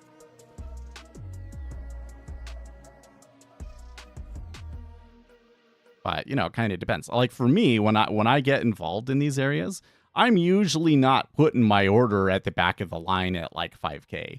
I'm usually putting an order in at a price where like there's been a lot of polling recently, and it's only going to take a few thousand contracts for me to get filled.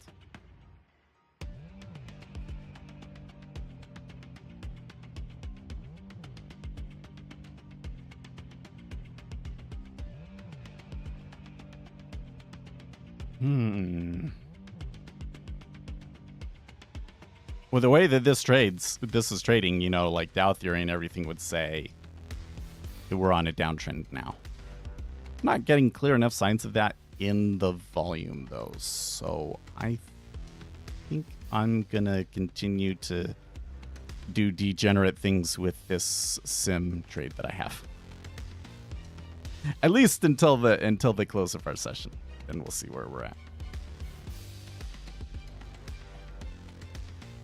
Man, non-farms tomorrow is going to be really wild, isn't it? It's going to be super wild.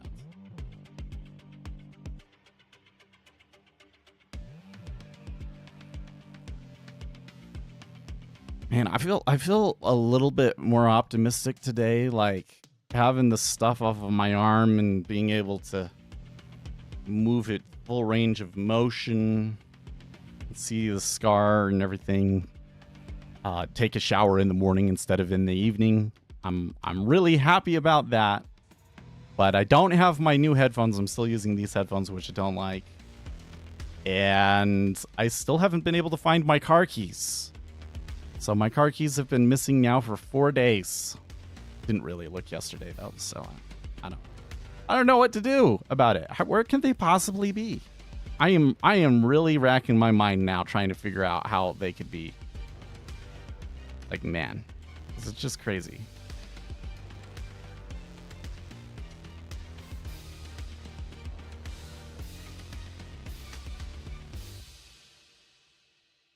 I think so. I have several limit orders open at the same time. Do you think it's normal that an order which is open for about 20 minutes is filled into the level hit rather than at about 50?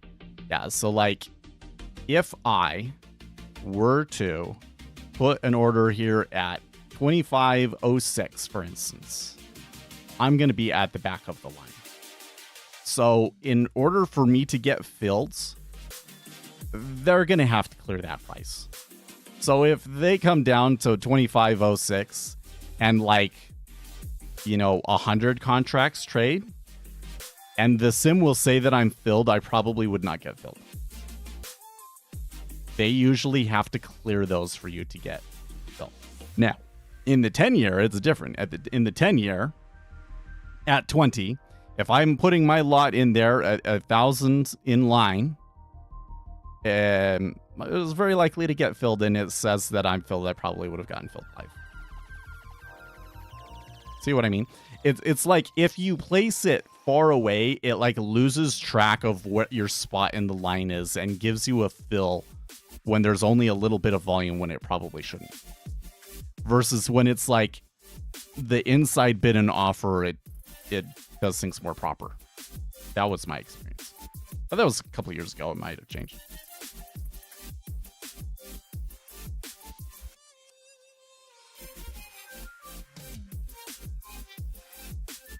Yeah. Well, but like the thing that I would say is like, so again, if I put it at 06, for instance, there is going to be stacking and pulling there. But like what you're going to see is like 300 of that pulls and 1,000 trades, and then it ticks down. And if I don't see it tick down and it go offer, I'm at the back of the line. I'm probably not filled. Like they're going to sweep that price. It's when it comes down and there's just like a little trickle of volume, but it never, like at 09, like it would tell you that you were filled at 09 when it's like 182 contracts actually traded there. I don't think you were actually filled,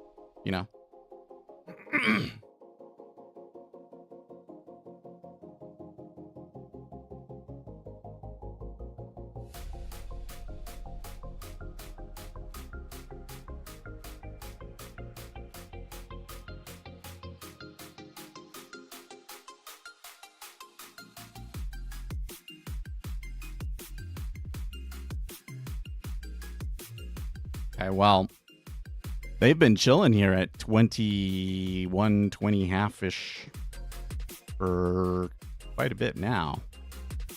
I'm not getting like the clear liquidity hole signs, but it being there for that long is likely to create a liquidity hole. Well, okay, now maybe I am. Strong bid. 5-year trying to push up. We did see over the last 45 minutes or so a reasonable amount of flattening in the yield curve. So flattening in the yield curve would be in line with the market thinking that the soft landing scenario is more likely now.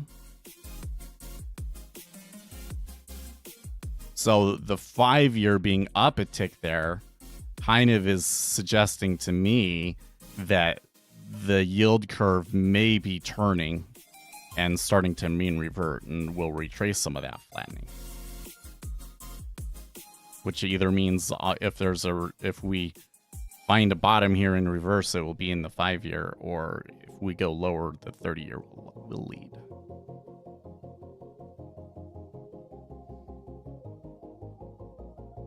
Curious to see the results when you try it online. Well, which prop firm are you using? You're using a prop firm where they really put you on live? Maybe you should go and do it with Apex and just continue to get payouts with poor fills. Oh, at Top Step. Okay. Never mind. Funny enough, as I understand it, there's no queue at all. So you could very easily make one-tick trades in ZN or ZV, but they don't allow such trading, unfortunately.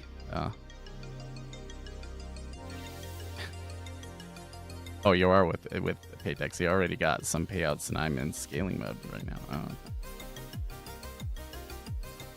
You're seeing all of this because, man, I feels like every day now I see posts on the subreddits with people complaining about payouts being denied by Apex.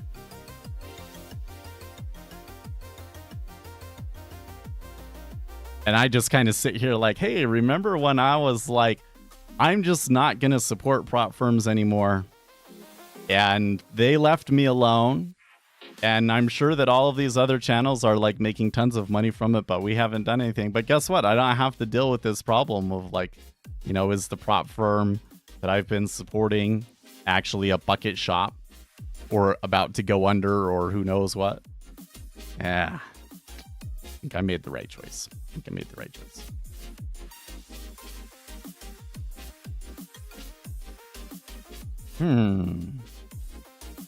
We need to see them above 22 before we can say that they're like out of this range. So, and there's an iceberg at 21.5, which is one tick below the range. So they're afraid that they wouldn't get filled higher. That's not a good sign on it that we're about to have a breakout. Personally know 2 people who would take out 140K a month. You say so. You say so. I have seen some people that have claimed six-figure payouts from them. But some of these people are the people complaining about not getting payouts. And a lot of them have said, you know what, I wouldn't be making that much if it was on my own account. If it was on my own account, I would have blown it.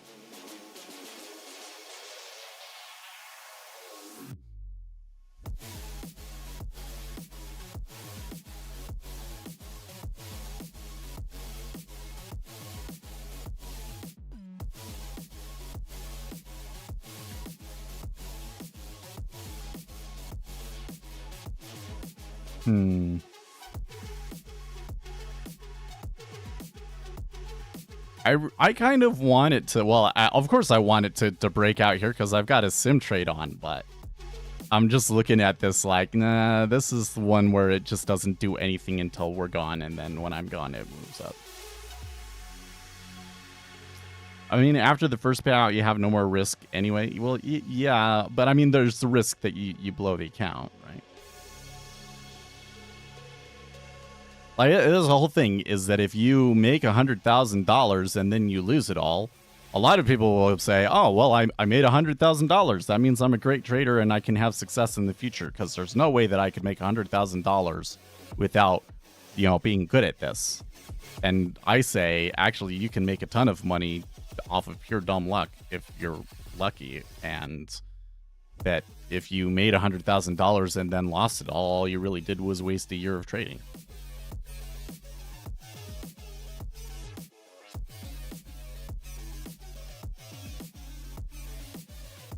But with the Combine, you're right, that because of the drawdown rule, they blow the account, they still have overall money from it.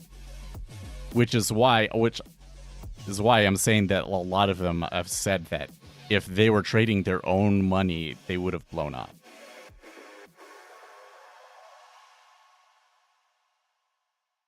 I don't know.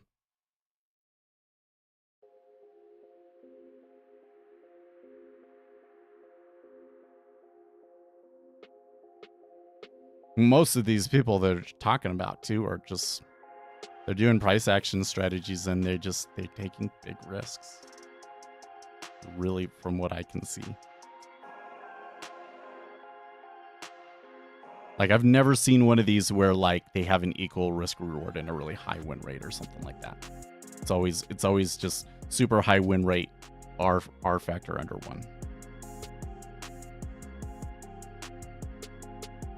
And there's 20 again. And probably a little nibble at 19.5.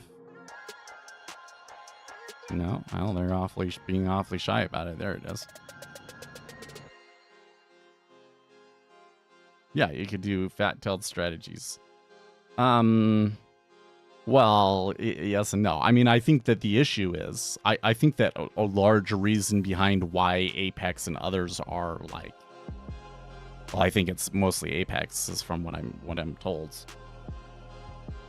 The reason that they're, being like that, like denying people's payouts, is because basically too many people are using it for YOLO.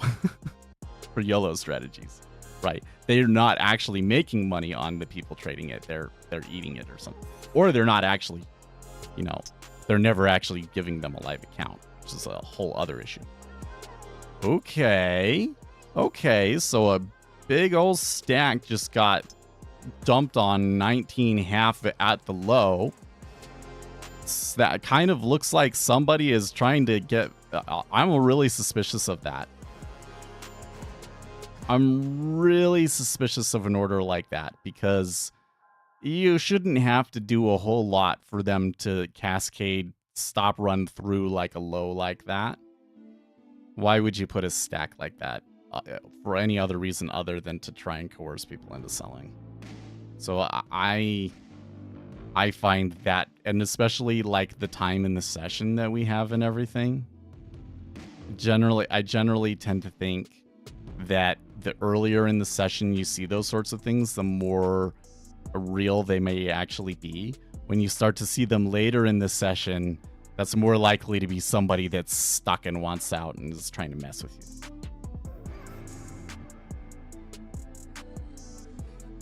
Manmy asks, why do you need huge capital for a momentum strategy? So there are transaction costs involved in it, and there are drawdowns involved in it. And basically what ends up happening is, in order for the math to work out, so like a big part of how the strategy works is sizing it. It's by coming in and saying, okay, here's how much volatility there is in this instrument. And so I'm going to take a trade. How many contracts should I trade? Right? And if your account is so small that when you do that math, it's less than 1, then that means you can't trade it, right? Or if it is 1, okay, you trade it. But what if it says 2? Basically, the difference between you trading 1 and you trading 2 is such a big difference in risk that like it messes up all of the numbers. So you have to have a market that is granular enough for it to work. And this trade is done for. 500 is my limit. Where did I say that big order was at, by the way? I think it was at 19.5. I think it pulled after we moved down a little bit. Yes, it was. It did. Was there at 19.5 and it pulled. And we moved down a little bit. I'm still a little sus about that, though. Like, okay, somebody wanted to fill, they pushed down, and they now they're filled. Who's gonna sell it now? How big of a change in delta was that? 10K on at least this leg.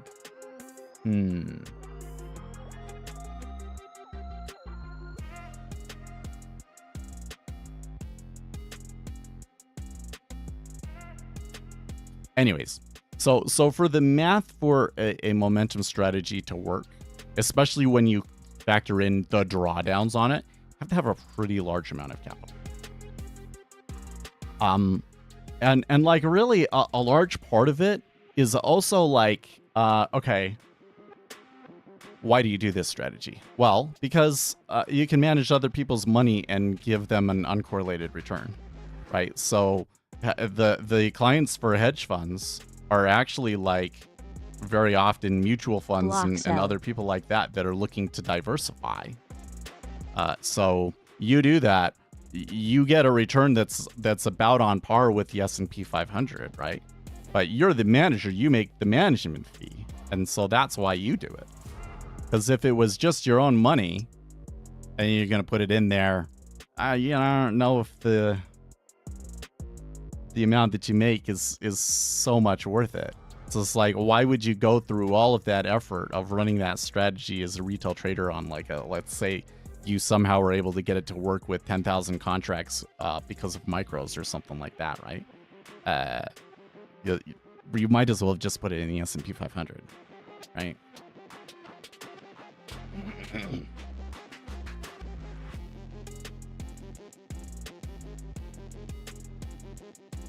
Well, that was a pretty good stop run through the 18 area.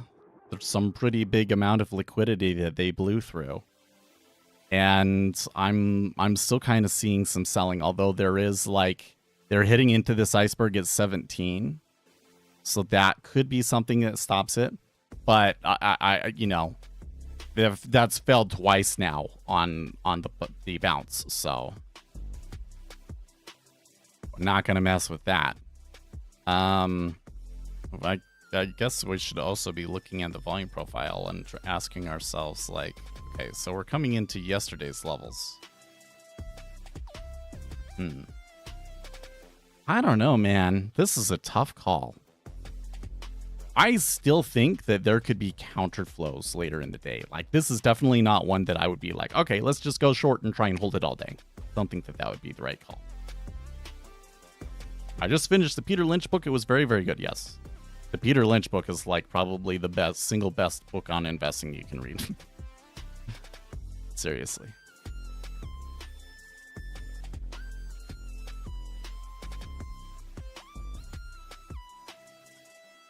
I need to do more reading in my free time.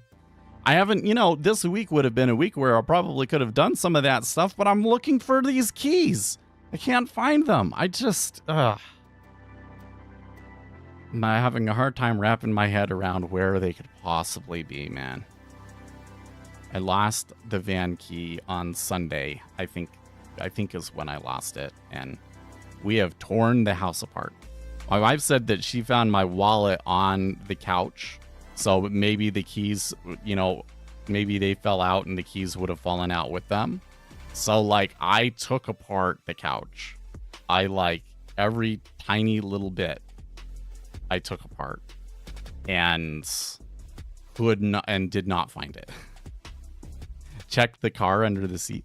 So I have looked through the car, not as thoroughly as I did the couch, but it's one of those remote start cars or whatever. So, like, not remote start, but you don't have to put the key in it. So if it was actually under the seat, wouldn't it say that the key is in the car? I guess if it was under the seat, that might be enough to block the radio signal to prevent it from starting, but that is one of the things on my list is, okay, like, really, really, really tear apart the car. We've looked in the car pretty thoroughly, but I haven't, vacuumed it out and vacuumed every little crevice and ensured that every spot of it that I've looked in it, systematically.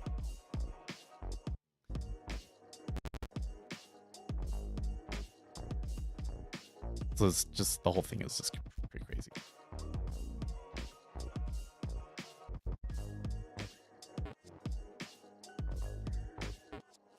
And then, like, the thing is like, I can get a new key, but it's like $500 and I have to take the car there. So how am I going to get the car there without the key? That's a problem, right? So, and I don't have enough time to search for it, unfortunately.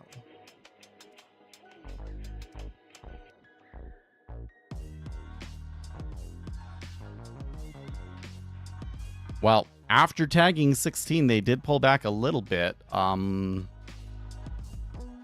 just a little bit, like not even back to the scene of the crime at 19. How much did I miss out on this? That was maybe 10 or 20. I think there's 74 probably would have been okay.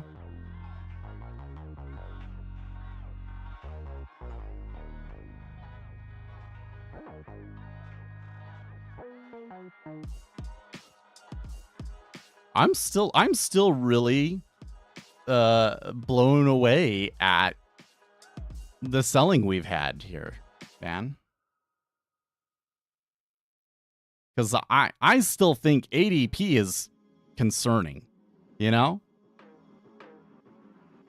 That's my big thing, is I'm still a little bit concerned by ADP.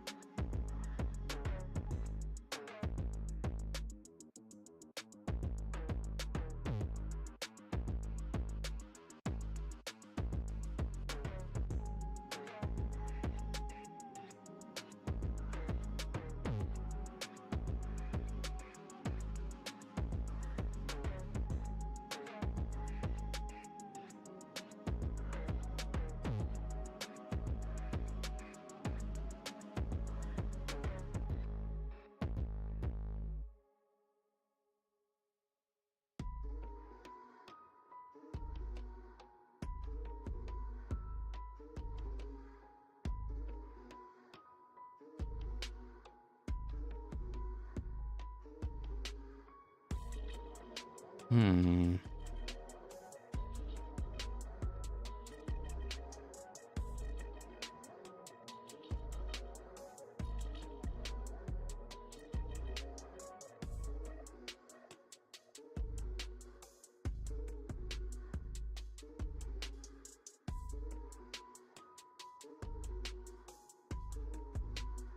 I'm wondering, should I recenter here? I guess so. Got 5 minutes left. You know, earlier I was saying, it's going sideways here. This is maybe like go sideways until we end. It really fell apart. So like it falling apart at that particular time of day is a little bit unusual. But that kind of says to me that like somebody really wanted out. It's like somebody really wanted to dump it.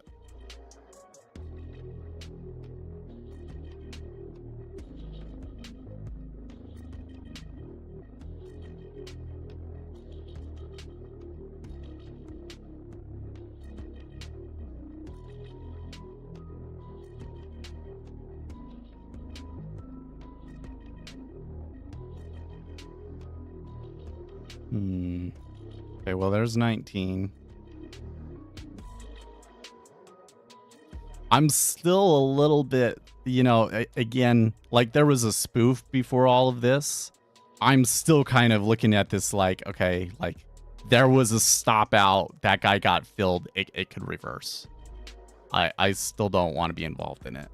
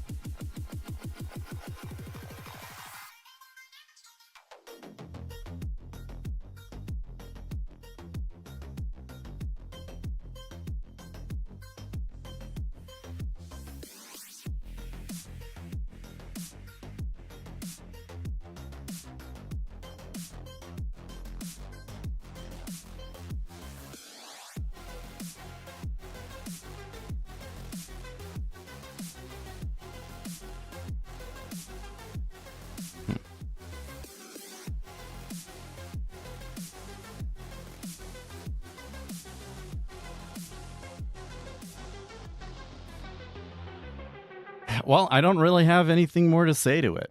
Man, gotta find those keys. That I will be so much better if I find those effing keys. That is really starting to eat at me now. But today's action was interesting. Tomorrow is going to be, whew. This really ups the ante for tomorrow, I think. Might be the biggest. I mean, we've had some relatively large non-farms this year, but this one, next one is going to be insane, I think. So it's kind of funny because I don't think anybody thinks that the Federal Reserve is going to put off their interest rate cuts. It's like, now, is it going to be one or two?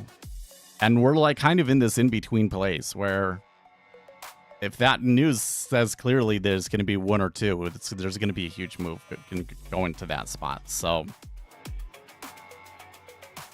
see you guys there for that tomorrow. In the meantime, stay excellent, team.